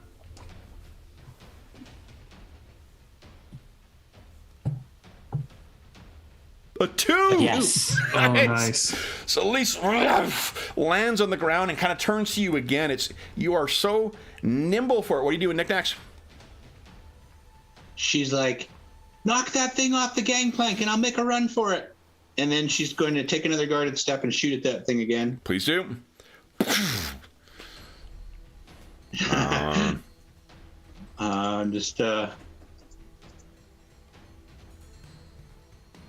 That is a hit. Oh, good damage. Yes. Awesome. Nicely done. All right, then it is Bone's turn. What are you doing, Bone? This thing is 5 feet away from you. What are you doing? Yeah, so I have to step into its range again. Yep. And I'm going to attack it. Go ahead. I'm going to use my last nanite surge and hope that this is a good attack to do my I think it's unstoppable nanites. Yeah, that's the like razored edge thing, right? Yeah, where like the blade of the longsword almost moves like a chainsaw. Here we go. I gotta do this, Come otherwise on. I'll keep forgetting to use them. Okay, here we go. Come on. I need an 11 or better. Come on. Oh! Yes. So that hits. That's 9. Go ahead and roll Awesome. an extra D4, please. Yeah. Oh, come on. Come Yeah, on, 4. Come four. on, 4. There you go. Beautiful. Awesome. Oh, man. Oh, so you hammer down onto this thing's shoulder, and then back on the other one. There's these massive gouges in its chitin right now. It's screaming, and you can see the acid of its the interior of its body running down. It flings that cannon back in pain, and you see it kind of globs down, and there's more acid comes up from the ground. I'm going to assume that the private's going to try and throw this thing off of him. Yes. Give us a D20 roll. He needs an 11 or higher. I'll go for it. 1d20. Okay. I'm like, I don't know if I want to 16. There you go. It's off of him. He still has nice. another action. He could take a guarded step to move back, or he could try and... Does he have a combat knife or anything? He's got a survival knife, yeah. And he's on the gangplank itself? No, he's in the No, he's cargo. in the storage room. Yeah. Oh, he's in storage. Cargo Okay, room, okay. yeah. He could draw his Yes. survival knife if you like. Yeah. Yeah. Survival knife's out. All right, this big thing's turn. This does not like getting hit. It takes another step back on the gangplank, so now there is a clear path for you to get up there, Knickknacks, if you want. And this thing's going to shoot you square in the face, Bone. Yuck. That is a 17. Yeah, that hits me. That hits. You take 6 points of acid damage from this. Then it is Brizz's turn. What are you doing, Briz?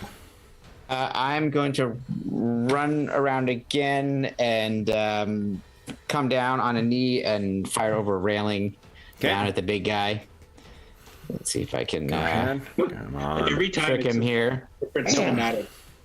But here we go. Come on, attack. 17. That is a hit.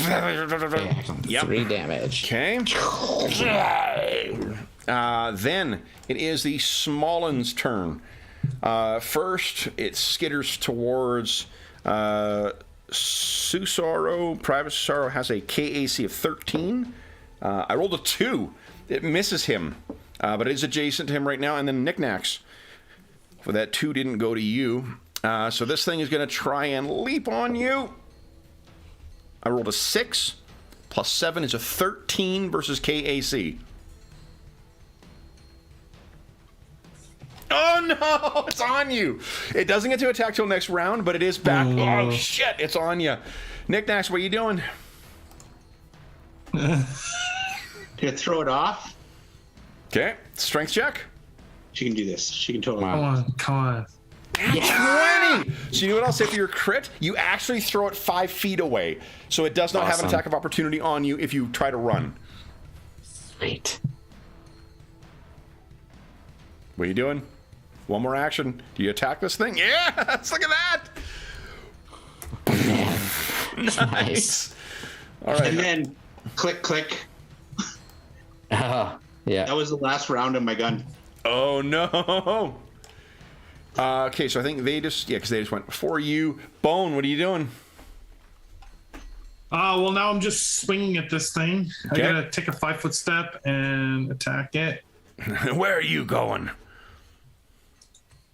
I am pushing it slowly away from the ship, which is good. Yeah. That's Yes. another hit. Look at this. Nice. Look at this. Boom! Yes, wow. Ah! You hammer in one of its arms. It was broken off right near the like where the forearm is. It's hanging just by little bits of goo that make up the chitin. Screeches out, and you can hear it in its head. Not painful this time. Then it is Susaro. So he could take a guarded step back and make an attack if he likes, or he could try and stab it with his survival knife. Yeah, I think he wants to try and survival knife it. 1d20 plus 5, please. I think you should do it, Jeff. Yeah. 1d20 plus 5. Come on, Sky. That is a hit. Give us a 1d6. Yes. What's our 1d4 roll, please? Come on, dude. Yeah. Yeah. Nice. See, yeah, it skitters. It damages a bit, but nothing vital yet. Now this thing, it once again stands back. Or hold on, what's this claw attack? Let's see. Oh, that's terrifying as fuck. It leaps up and is going to try and rake you twice with its claws. So, first one is that's a 17 KAC. Yeah, that hits me. And then the second one would hit as well. Okay, first hit, 11 points of damage. Just raking down. Second hit is 9 points of damage. That's 20 in one round. Jeez. All right, so returning some of the vicious wounds that you had suffered. Briz, you can see this happening. What are you doing? Yeah. I have to rush closer. Is there a railing on the? Sort of like throw yourself down.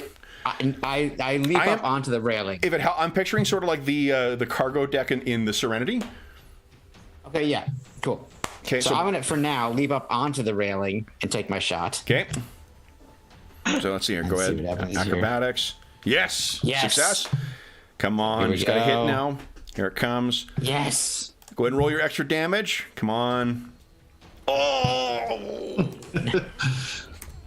So What's close. happening? It's my wobbling goodness. in there. All right. This small one is going to leap onto Susaro again. No, not with a 2. It's not. Then it is Knickknack's turn.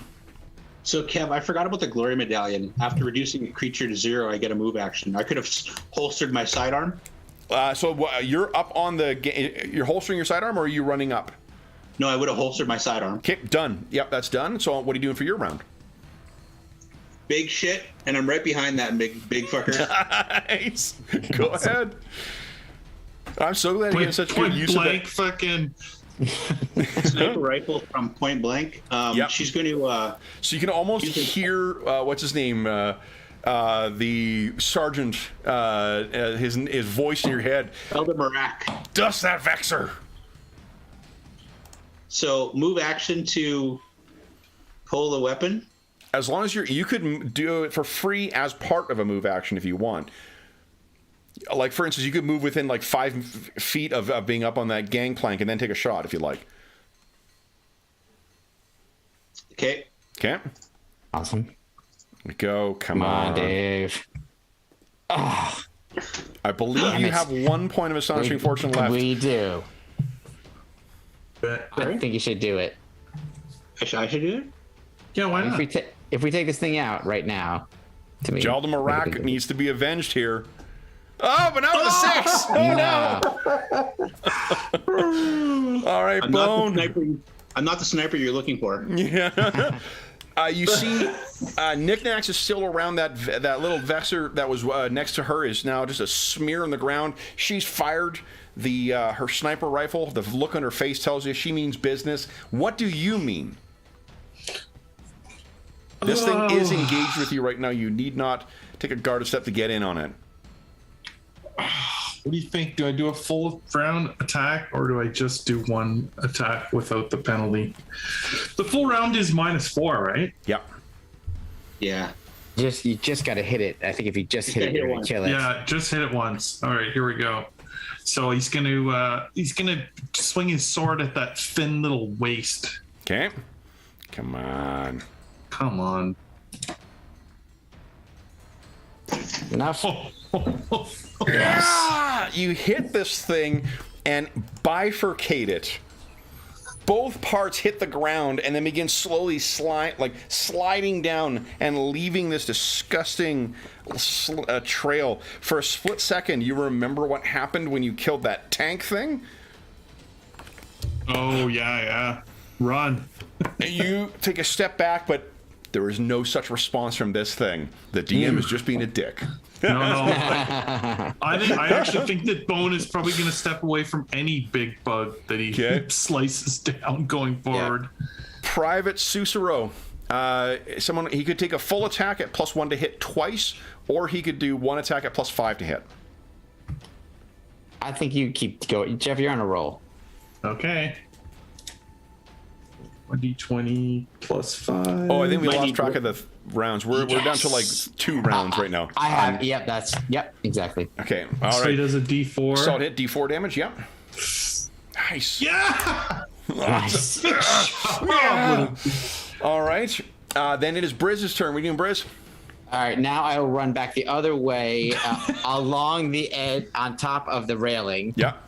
And to take a pot shot at this remaining thing. Okay. Yes, Easy. Shouldering. Oh, wow. You're like flying across with one of the chains they used to move. What do you call it? Cargo. Yeah, awesome. That's 3. Let's go. You do the damage. Go ahead and roll the extra damage. Okay, 4. What does it look like? I think it just like strikes it dead on, and it explodes in a bunch of goo. Like, Nice. So then you hear across the what do you call it? Across the speakers here, 1 round and count. I guess it would be counting down in rounds, but whatever the seconds are. 1 Telecam. Star Trek 5 fans out there, or 3, maybe 3 actually. I'm thinking of anyway. Whatever it is, I am fully pandering. Let me remove all turns here. We go. Okay, so guys, with that, every Vexer that you can see, Knickknacks, you're the one who's the closest outside. You can hear more of them screaming through the halls. This place is about to be overrun. What are you doing? She runs and she's like, "They're coming! They're everywhere! Get on the ship!" Okay. So you race. Come on. You go running in the ship. You're the last one on. You look around. Everyone's looking pretty beaten up or terrified or whatnot. What do you guys do? I think Briz is on his way to the bridge. Yeah, I think so with Bone. He's used to playing injured. He would just ignore the fact that he's almost dead, essentially. If he can walk, he can make it to the bridge. Okay. Are you hurt or are you injured? Oh, If I'm you're hurt, you keep playing. If you're injured, you sit down and take a breather. yeah. So, yeah, you can see like Bone. There are big gashes in his SDF armor where his blood is coming through. Like this thing really fucking hurt him. I've never been injured. Oh yeah, have you never taken a hit, right? Well, I've never dropped to 0. I don't think HP in this game yet. Yeah. Well, so Bone can be piloting, and Knickknack can start going around doing medical on everybody. Okay. Briz can also fly, right? I can. Yeah. Okay. So Briz, you get up there and. Yeah.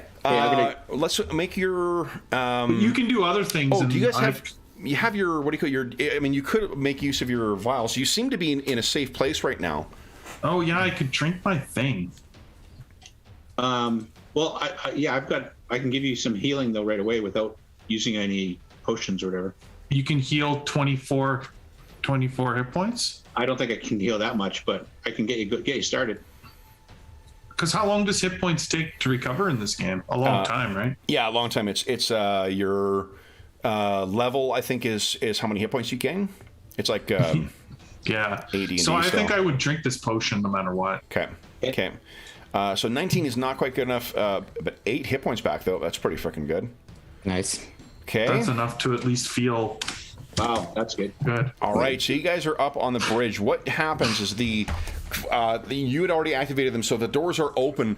And as you begin to bring the Terminus Wild, let's bring that handout up because it's wrong thing. I guess bring this down on here. There we go. It's crude paste up. Nothing but the best for you guys. I wonder if Roll20 has a like masking tape, kind of feature on here. This thing rumbles and you begin lifting it up, Briz, and you can see out of the bridge there that there are like the whole surface of this thing. You guys remember coming in here and it was empty.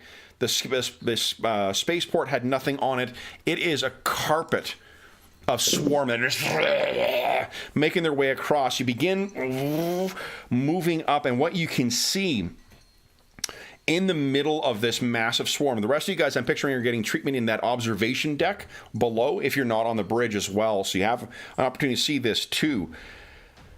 Towering over the rest of the swarms is an enormous Hydra-like beast with multiple heads, moving along with these smaller things, either flying or crawling across it, moving like a carpet as its feet, when its massive feet come down, as if they knew there's a hole that comes in the swarm as it's making its way across. A building is just smashed down as it moves with its shoulder up against it. And as you guys begin making your way airborne, its heads all turn towards you, and every one of them bellows out in rage.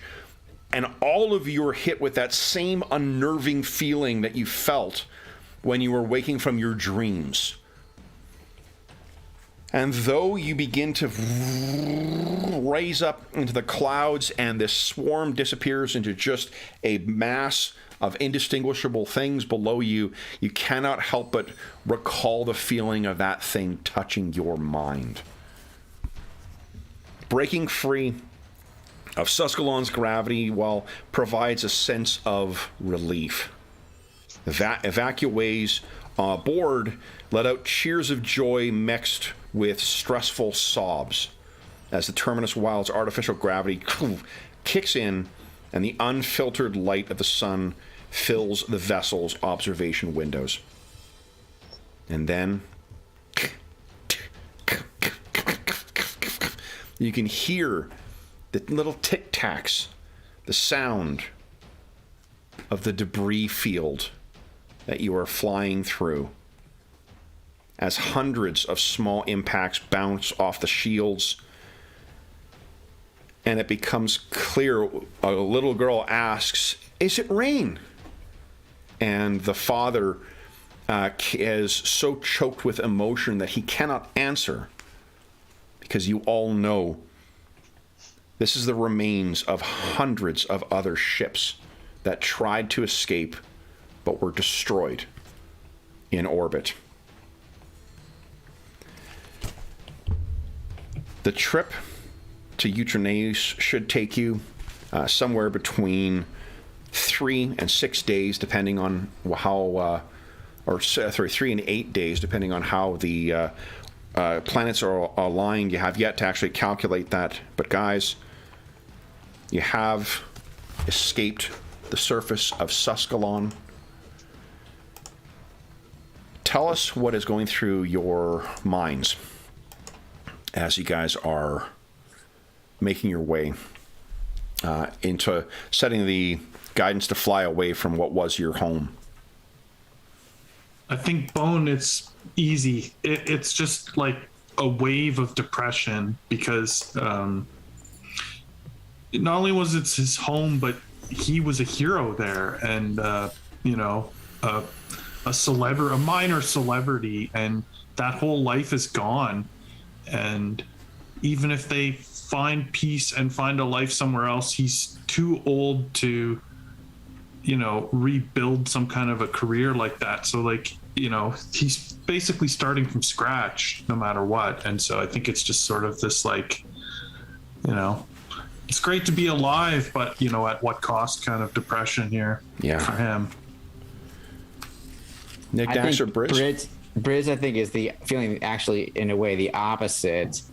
He's not from Suskalon. He's from Traxxas, and I won't go into his whole background, but he had basically given up hope on the galaxy and on himself, and he feels this glimmer of potential redemption because he was able to help save lives of some innocent people and get them off here. He thought he came here to die, but he actually wound up didn't care about himself, but he's feeling something again for other people, and has some sense of hope that maybe there is a chance, despite the overwhelming odds against the swarm, that maybe if he can really step up, he can help make a difference before he does die.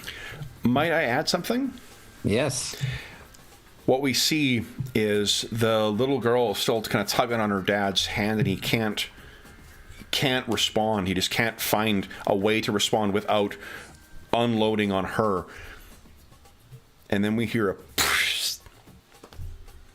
and from inside his poncho, we see one secreted can of moonberry juice that Briz hands to the little girl, and she's immediately distracted, as the way kids can be, not knowing the context of things. And the dad just looks at you, and tears just begin to well down. He's so grateful for that small bit of distraction and freeing him to feel how, whatever he needs to feel. And I just try to keep a totally straight face, even though on the inside lots of stuff is going on, and I just give a nod and I head off. And Knickknacks. I think Knickknacks is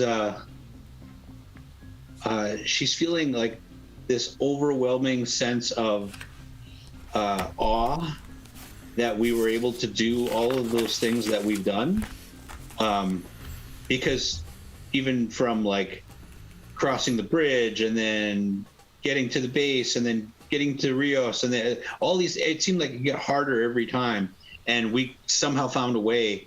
And she's kind of looking over at the group going, 5th Battalion, Midnight Squad, seems more like a family. And I think she's just grateful and kind of just glowing from the inside right now. Nice. So, in the Disney version of this is where we would see the debris forms a shape of Jeldamarac's head, and James Earl Jones' voice would say something. Guys, I have some very bad news. I will not be reading my tech revolution or everything else because this weekend, because guys, we've completed module 1, and you guys are all level 3. Oh, Goodness. So, congratulations, guys! 1 module completed. This is Awesome. truly. I've only done this one other time with any adventure paths. So, And how many are there? How many books in this thing? there are 6 in total. Oh, wow. Cool. Yep, it's a pretty awesome adventure. I So, love that. with you, all of you guys setting out, we'll move ourselves back to the main screen here. Between now, next session, we'll get you guys to level up as well, because you guys will be 3rd level. Make sure you don't restore your hit points, though, because it will be an eventful. You'll get your new hit points from your level, and I think you will.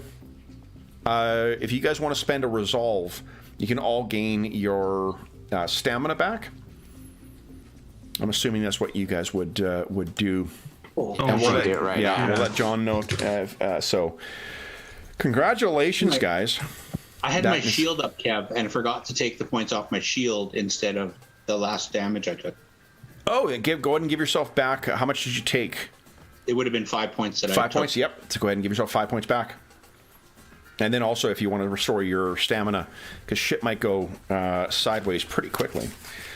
Well, guys, that's 8 sessions it took us to get through the first adventure.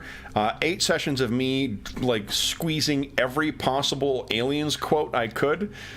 So with starting module 2, I need to pick a new film to be able, sci-fi film, to start stealing quotes from. So that was pretty fucking intense. That was a really exciting last fight. Congratulations on escaping Suskalon and successfully. The fate of the 5th is in good hands with Midnight Squad. So, for those listening at home, thank you so much for joining us for session 8 and the final part of Fate of the 5th. As is always the case, if you have any comments, questions, or concerns regarding the session, the campaign, or the game we're playing, I'm going to take a moment here and switch out from this. I can't remember what song we picked was. Is this the one? Yeah, this feels better. Did Hudson get hurt? Hudson did get hurt. Yeah, he was down by 8, I believe. That's right, yeah. Just gotta stop calling him Hudson. Yeah, he's... Here we go. I'll put him on the main screen so we got him there. Oh, yeah, I guess, where we end, before we get into our outro, what we can see, while everyone else is sort of having those nice, tender moments, you can see scowling at all of you. That fucking loser. So for those listening at home, thank you so much for joining us. As is always the case, you can please, if you have any comments, questions, or concerns regarding the session, the campaign, or the game we're playing, please don't hesitate to leave a comment in the comment section of the video, and I'll endeavor to reply in a timely fashion. In addition, you can also find a link in the description of this video to the Dungeon Musings Discord server, where all of us are active.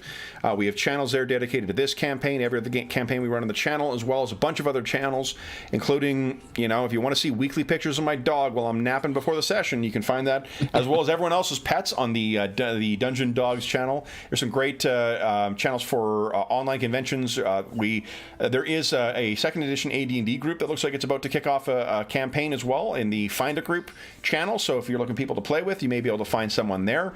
And in general, there's a great community over there. So you're more than welcome to join us over in the Dungeon Musings Discord server. You can also find me on Twitter at Dungeon Musings. You can find me by email at dungeonmusings@gmail.com. And you can also find a couple other things. So if you look in the description of this video, there is a link to our friends at Noble Knight Games. Noble Knight Games has very generously offered us a discount code that you can enter. I have abused the hell out of that already.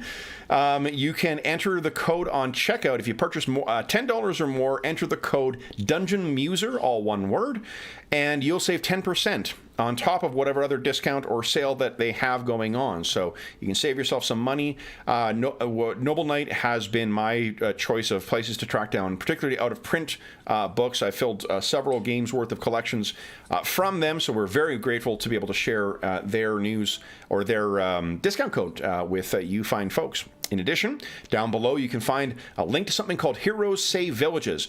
That is the charity fundraising campaign that we run on the channel. It benefits the SOS Children's Villages International Charity, a really great organization active in over 130 countries, including Ukraine, that benefits over 80,000 orphaned and abandoned children. They have been our charity partner for coming up on 4 years now. And they really do offer some amazing emergency aid for kids who are affected by war, by civil strife, by just unfortunate circumstances in unfortunate places. So we are very happy to be able to have that initiative back up and running. If you follow that link, you can make donations directly to SOS Children's Villages International. None of it goes to the channel. None of it goes to any other middleman. It just goes to help the kids who benefit from SOS Children's Villages International. And it's a small way of saying thank you. For every $25 Canadian that's you donate, you'll have one chance to win the grand prize or one of the other great prizes in our next charity raffle. I still don't have a date for that yet, but it will probably be within the next 2 or 3 months. And the grand prize is something that our friends at Beetle and Grimm's Pandemonium Warehouse donated, and that is now I'm going to fuck up this name again. What is it called? The Witch Beyond the Witchlight or something? Weird Beyond the Wild Beyond the Witchlights. So we have a copy of their Platinum Edition Wild Beyond the Witchlight Mega Adventure, which is amazing. If you're not familiar with their Platinum Edition box sets, these things are these gorgeous, they retail for $500 US and are crammed full of all the sorts of amazing stuff that you would want, dream of.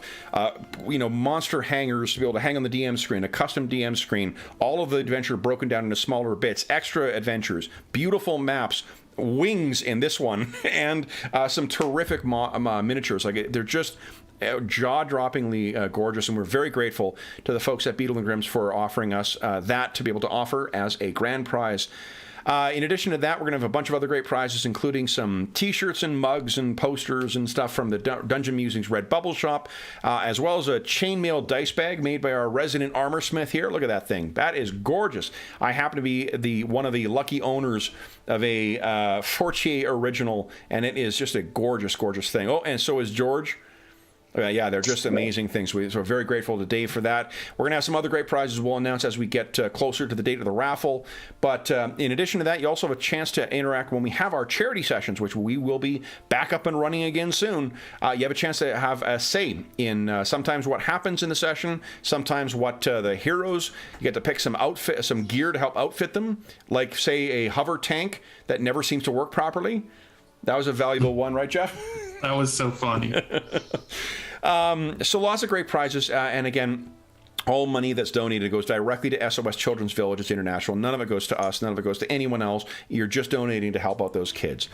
So last thing I will say is a huge thank you to our stalwart members of Midnight Squad. So Jeffrey, Dave, and George, thank you so much for joining us tonight, guys. Congratulations for successfully getting these refugees off of Susquehanna. I am sure that it will not be long before you're able to go back and retake your home. Or you'll die horribly in space. But I mean, one or the other, right? Exactly. So then, for those listening at home, we'll be back next Friday, kicking off Module 2 for the Attack of the Swarm adventure path. Until then, we hope that we gave you a few hours. Oh, last thing I will say is that because we are mindful that we are playing a war-related thing, our thoughts and our best hopes are with the people of Ukraine. We know that we have some viewers who have amazingly been using some of our sessions and channels to sort of take their mind off of what is happening. We hope nothing but safety and strength for you folks, and a very swift end to the conflict. And for those who are in Russia who are protesting the war or taking steps to oppose it, our thoughts are with you as well too, because that is no small or thing, and certainly comes with risk and danger of its own. So our thoughts and best hopes are with you as well. until we see you again, for everybody listening at home, we hope that we gave you a few hours to take your mind off of the troubles of our world and think about the troubles that our heroes have escaped from Suskalon and will soon face as the swarm continues to attack. And until we see you again, stay safe, stay healthy, and happy gaming.